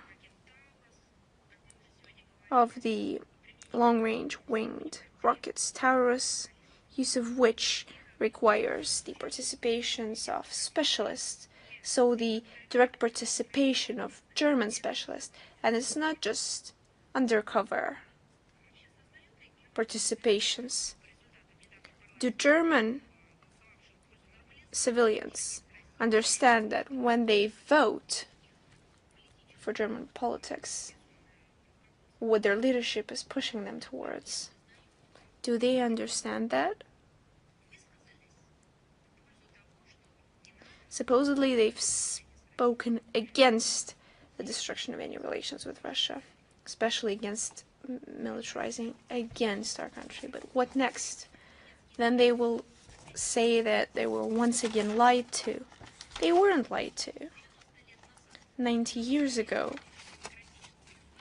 they've already been offered the so-called democratic choice, but which turned out to be a catastrophe. And it wasn't an imminent catastrophe, it was a historical scale of catastrophe.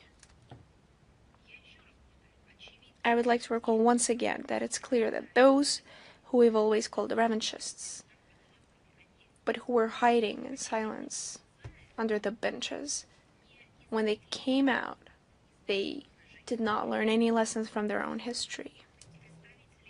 Any efforts of the representatives of German authorities to talk to Russia using ultimatums from the position of power, as they believe, are ridiculous, immoral, and they're laughable. Imagine what they thought, to divide victims of the Second World War based on their nationality.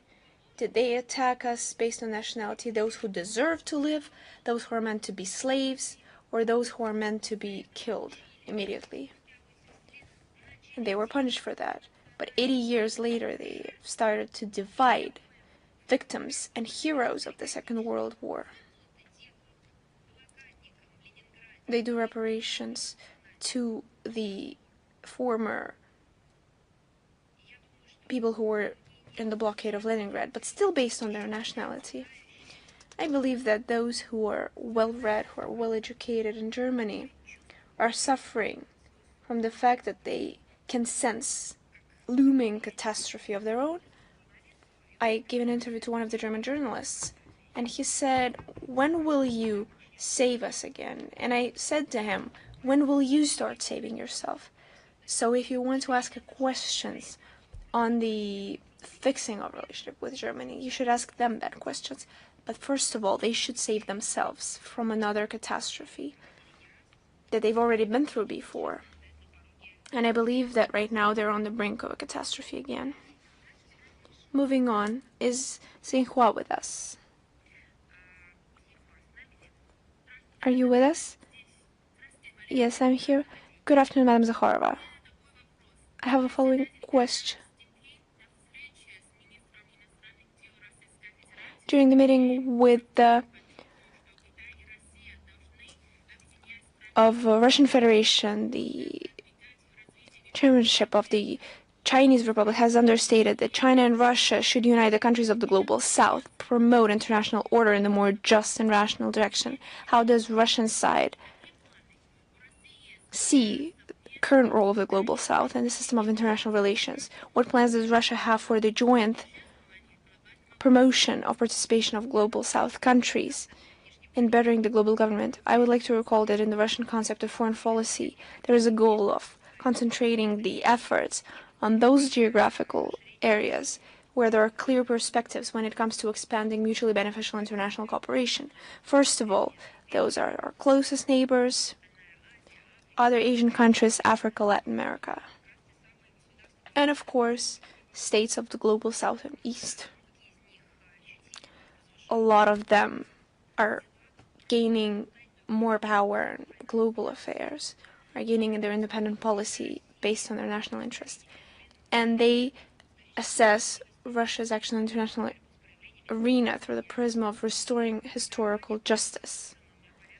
They recognize our input in fighting neo-colonialism towards forming a more balanced world order. We try to build our bilateral relations through lines of CIS, through SCO, ASEAN. We cooperate in BRICS. We've hosted 2 summits, Russia, Africa. You see how actively we cooperate with all of them, and we form infrastructure that is not prone to the pressure of unfriendly states. When it comes to China, I believe that every day we answer such questions at the highest level and at the level of the heads of government and governmental structures during our briefings. But if we talk about this context that you've just mentioned, and we see each other as priority partners on the international arena, approaches of Moscow and Beijing, due to the key issues of international world order and key international issues are either close or the same. Russian-Chinese ties are the main stabilizing factor in international affairs against the backdrop of unilateral measures in international relations. We continue to a restoration of fair multipolar world order based on the South states of global South in order to expand the equal, indivisible security in Eurasia. Russia and China have resulted in great cooperation in the Shanghai Organization of Cooperation. We also strengthen our cooperation with the global South and East states in the UN and G20. And of course, one of them is BRICS. And we try to enhance role of multipolar states. But it's necessary to understand here that BRICS has never positioned itself against other multilateral formats. This organization was not drawn up in order to replace any existing international institutions. On the contrary, BRICS countries advocate for the strengthening of the central role of UN when it comes to following its charter and the international norms. Thank you. Thank you very much. Is the Chinese Media Corporation with us? Yes, good afternoon. We have two questions. On July 14th, Donald Trump stated that if Russia and Ukraine will not come to a peaceful agreement within 50 days, the U.S. will come 100% tax on Russian goods. At the same time, Washington is ready to supply Ukraine the most modern arms. Do you believe that these actions contradict his words about the peaceful resolution of the conflict? What do you believe are the reasons for these steps? I'd like to draw your attention to the words of the Minister of Foreign Affairs of the Russian Federation, Sergei Lavrov. And thirdly, I would like to state that if you know, for many days we have now seen comments from Washington, from the White House, from the State Department. Should we use every day to position what they've said against their previous tweets or previous statements, written or oral ones? Perhaps then we will have no time for work. We will simply compare their words. I believe this is counterproductive and useless to measure with a ruler how far they stray from their own position, from their line of work, and their inner American statements, even on international issues. I believe this is impossible. They have so many statements. Sometimes one may contradict the other. It's simply useless to analyze them. We better analyze and better word our own position. And I believe that position has been clearly phrased. When it comes to Ukraine, we have our aspirations, we have our goals. And we have also always followed the diplomatic line of work. We have strived to use it. If there are new actions of the Westerners, we will respond accordingly. We have always said that we're prepared for that.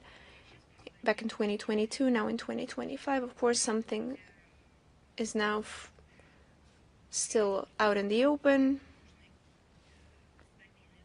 They said that they need stable, secure peace. And yet, the next round, they're trying to either avoid, or they haven't directly stated when they will be ready to host it. As for the sanctions that you've referred to, you see against our country and our international agents, there's now an unprecedented number of sanctions, all kinds of limitations. There are dozens of hundreds of them.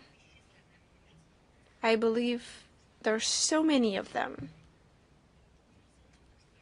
that the threat of new sanctions are now viewed as something normal, because the Westerners themselves have come to an impasse, to a dead end, because they understand that there will be responsive measures from us. We will operate based on the situation at hand. And for us, it's nothing new, although for them, they always position it as something new, and it's nothing new. This is their policy, and they're pursuing it. And of course, no one is fully ruling out results of world policy. We see that during the last years, there are schemes and systems that would allow us to restore or to compensate some kind of requirements or demands or disappearing possibilities. We will compensate them in different ways. I believe that you know them all too well, and I don't need to go into detail. So yes, we've learned how to respond to that. Yes, we believe it is illegal. Yes, and no matter what, we don't accept the fact of threats. I don't think I've said anything groundbreaking. I've simply repeated what we've already informed you about. And the second question, the meeting of the Minister of Foreign Affairs of SCO took place in China. during which they spoke about the general preparation for the summit in Tianjin and mentioned the declaration of the Union in Tianjin. The work of the minister in Tianjin, the result of the ministerial meeting in Tianjin, it was noted that the meeting opened the decisive steps for the opening, has prepared for the opening of the summit. The meeting of the president of China with the heads of the ministries of foreign affairs of other countries was the most important event. We stated the priorities, and within the presidency of China, about 100 events have been held. In his response, Minister of Foreign Affairs of the Russian Federation reiterated the line of actions on general content of the meeting of the heads of the Union of the Heads of States. The agreement will be continued on the line of national coordinators and specialized institutions. Once again, I would like to highlight that the information presented with the comment of the Minister of Foreign Affairs, Sergei Lavrov, is published on the website. We'll provide all the necessary links from the briefing, and we are convinced that the results of the event in Tianjin, we analyze the possibility that it will foster strengthening of the SCO as a system of indivisible security in the region to create a more fair world order. We are convinced that it will give an impetus for the development of the association and bring SCO to a new, as Sergei Lavrov said, to a new level. Thank you very much. Thank you to you. Orator, please. We have a question on cooperation between Russia and China, as well as threats of Trump to introduce 100 tariffs against Russia and its trade partners. What do you think? Is it possible for these threats to be implemented to introduce the tariffs? Will it affect the cooperation with China and the supply of energy resources to China? What do you think? How stable is the cooperation of Moscow and Peking in view of these threats? Look at the question. You ask if the threat can affect. Well, it is a threat. We heard the threat. Is it the first one? It's not the first one. If these threats or threats of this type are unclear, no, they were articulated quite well. They were well directed, and the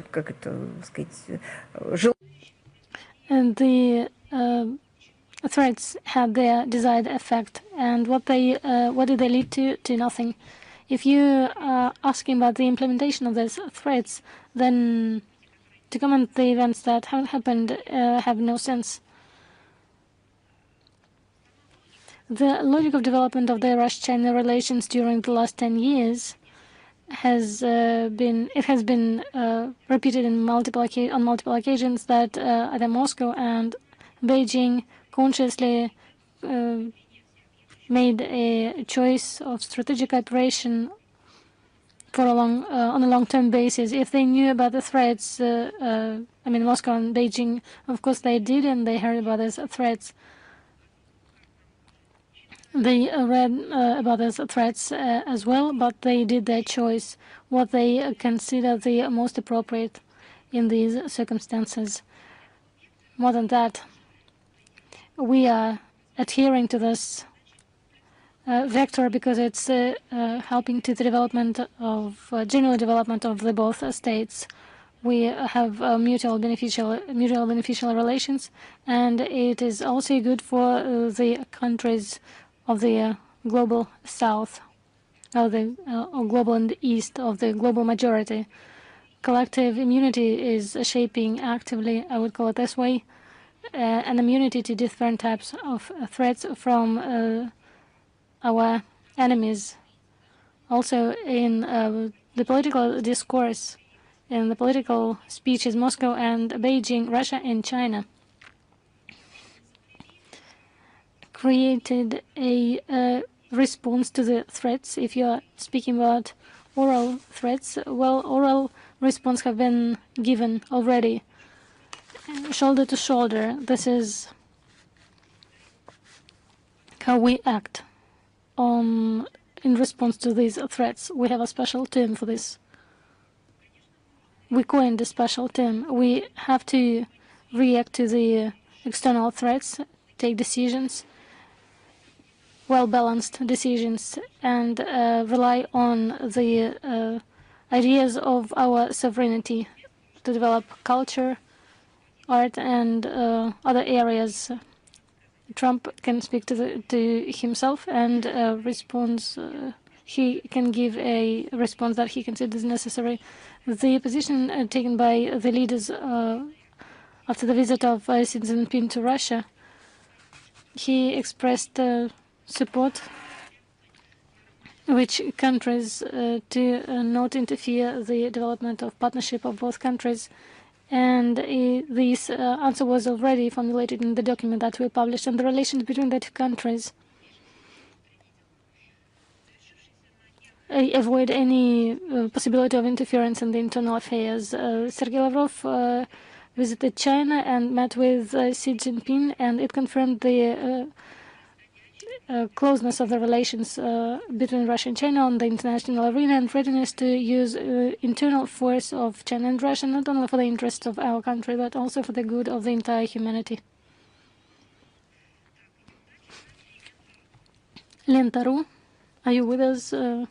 Yes, hello, Maria Vladimirovna, Lena Bilavarova, Lenta.ru.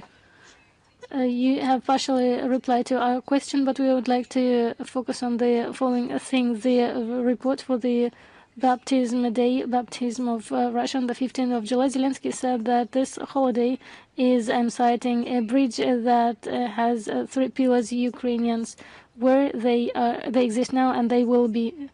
What does Russia say on these words? You know, the pillars of this bridge, Zelensky broke them down. He killed and he's continuing to kill his own people. The comparison that he gave is clear, because we can clearly see who hit this fair bridge with these pillars. It was Zelensky himself and his regime, with the support of the Western countries and their allies. This is what I can say about this matter. Thank you very much. Thanks, Newsroom. Maria Vladimirovna, hello. News.ru, Mikhail Rosen. We have 2 questions, if you allow.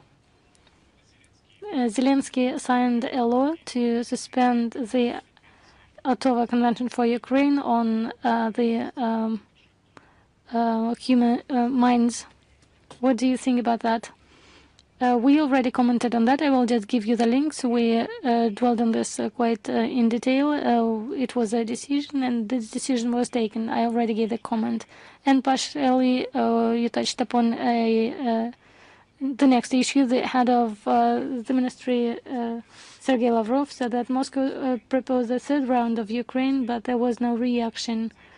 If there were any signals from the side of Kiev, and if the Ministry of Foreign Affairs of Russia is expecting anything, I haven't heard anything about the signals. Russia is ready to go to Turkey for the next round of negotiations, and we hope that Kiev will act in the spirit of the agreements reached, and the negotiation process will continue. Thank you very much.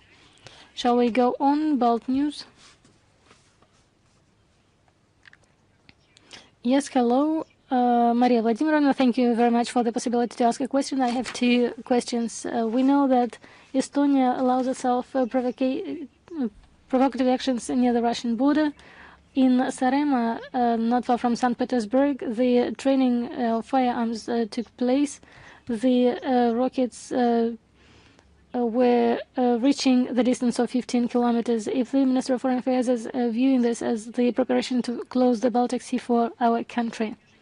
Estonia, it's not the first year that Estonia is acting as an enemy to our country, together with other countries of the Baltic Sea. Tallinn is showing fake news and supports the increase of defense budget and contributes a lot in the construction of the Baltic line of defense. We consider the growing of the military potential of Estonia, including the increase of HIMARS rockets and conducting of training, as a wider and dangerous tendency of militarization of the Baltic region, which have considered as one of the most peaceful regions in the world. Now they are deploying regiments on the western flank, deploy additional attack means, military infrastructure, and conduct training using different types of armament. And the NATO positioned Russia as a threat, as an enemy. Our country, unlike these crazy actions of Baltic countries, is not interested in the militaristic hysteria, but will consider the external threats in accordance with its own national interests.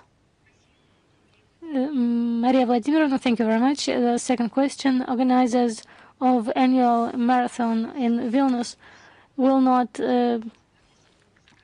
recognize the victory of the citizens of Russia and Belarus. What does Ministry of Foreign Affairs think about this? Well, what can we say about this? It can only be evaluated in one way. If the prizes on the international arena are given on the principle of the nationality, it shows that the country that introduces similar rules and supports them is infected with Nazism and racism. These are all characteristics of the Reich. Al-Maidin, hello. The United States, if the United States are threatening you, and what about the proposal of disarmament of the Lebanon group of Hezbollah?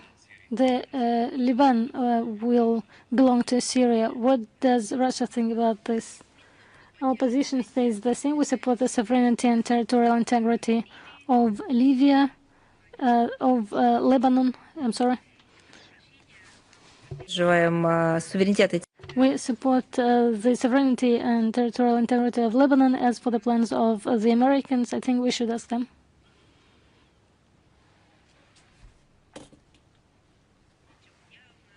I do not have nothing to add to this question. Shall we continue? Big Asia, are you with us? Hello, Maria Vladimirovna. Hello, dear colleagues. Ina Fernandez, Big Asia channel. We have two questions. First, have been covered by you about the sanctions. We see how the Ministry of Foreign Affairs comments on and reacts on the sanctions, secondary sanctions from Donald Trump, and we can see it in the context of the activity of the Minister of Foreign Affairs of Russia, Sergei Lavrov, who conducted negotiations with the President of China, Xi Jinping, and Abbas Araghchi. Can we come to the conclusion by the result of these negotiations that our ties with key partners allows Russia to synchronize its position in the Asia-Pacific region and elaborate general approaches to the regime of the United States, including on the issue of the purchasing of the energy resources?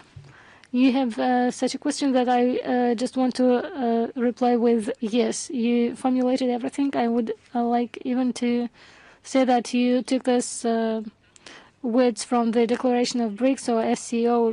Really, our efforts with our partners, with our allies, our collective efforts within the formats as SCO, BRICS, they are directed to strengthen the ties, economic ties between the participants, and do this not only for our own benefit, but to counteract the disbalancing of global economic ties, to respond to the illegal sanctions that hit global economy, global development and logistics, and the security.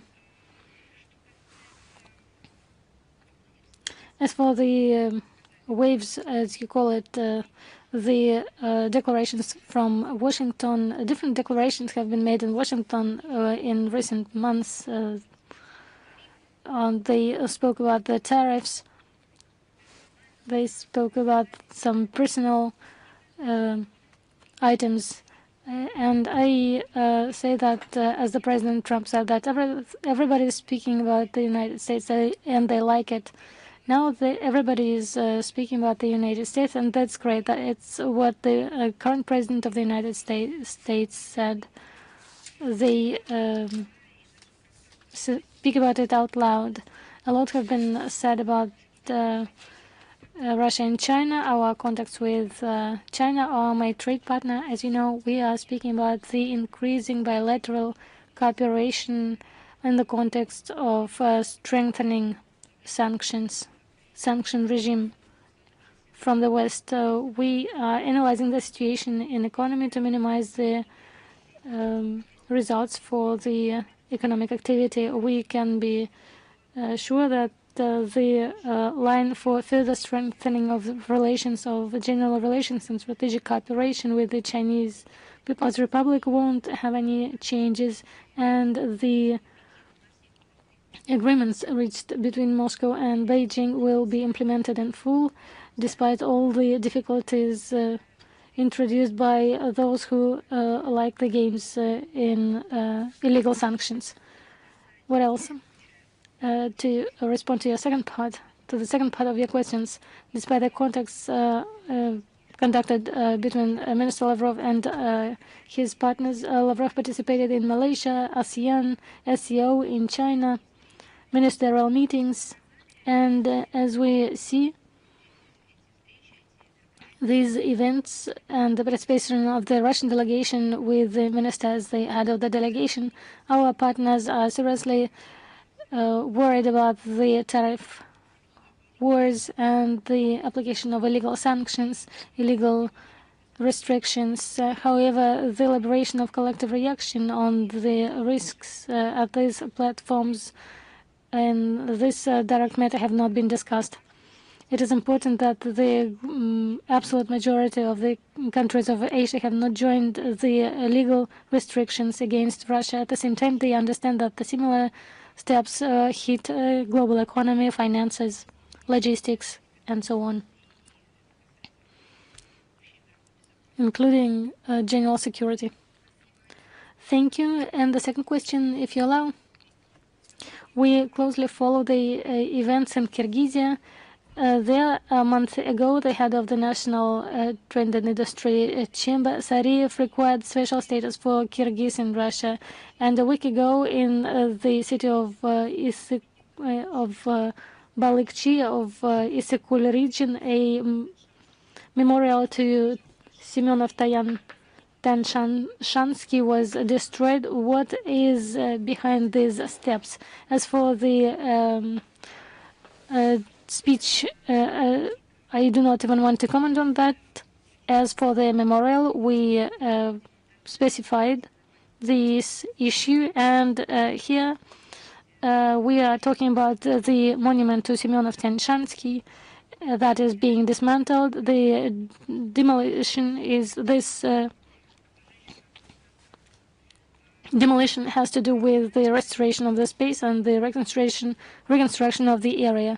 After the reconstruction, the monument will be installed in a different part of the city. Our embassy is following closely the situation and maintains contact with the Russian embassy.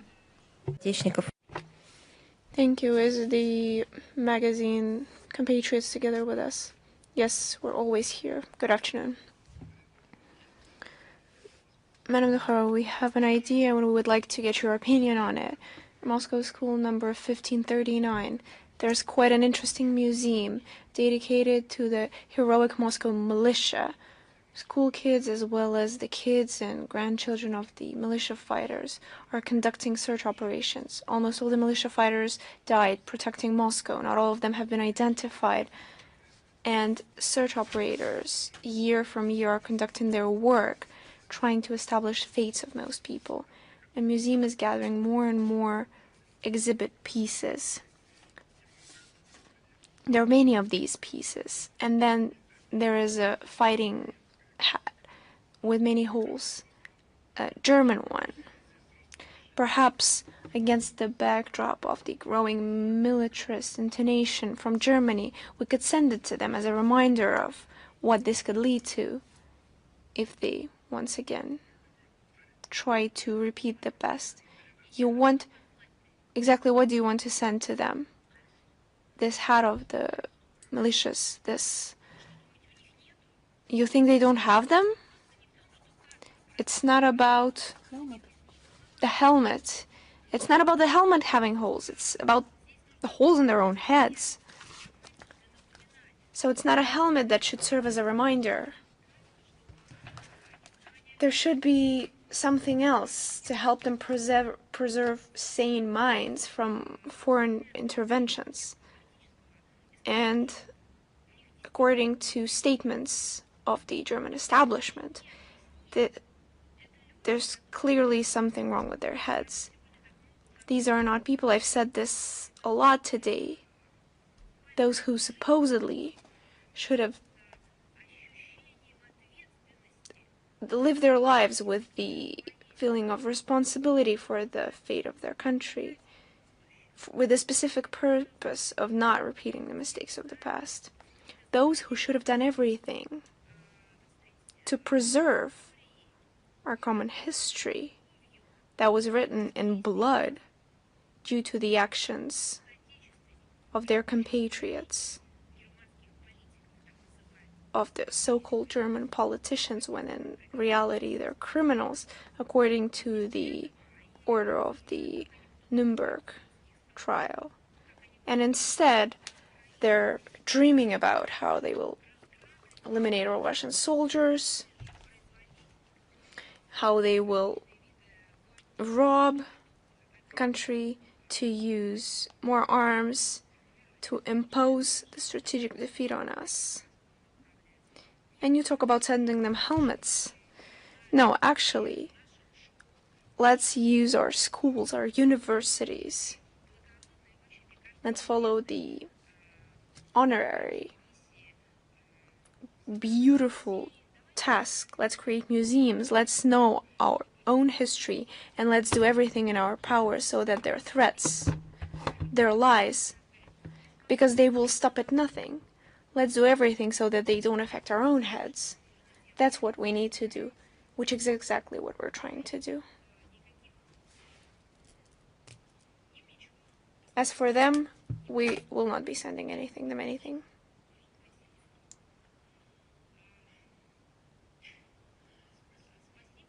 Thank you. I would just like to say that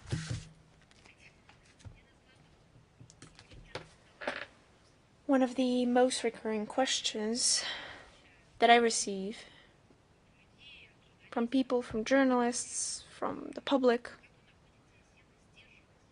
how do you find it in you to hold back against the aggressive rhetorics and statements, and unacceptable statements coming to our country? You know, sometimes you also start thinking, perhaps we should respond more firmly, but then time and time again you understand that in honor of our ancestors who've showcased extreme patience, who've tolerated and conquered, in honor of them, we will stay on the high level that they have set. We'll respond to lies and offenses with honorary behavior. We will protect our country the only way our heroes know how. Thank you very much. See you again. Wish you all the best.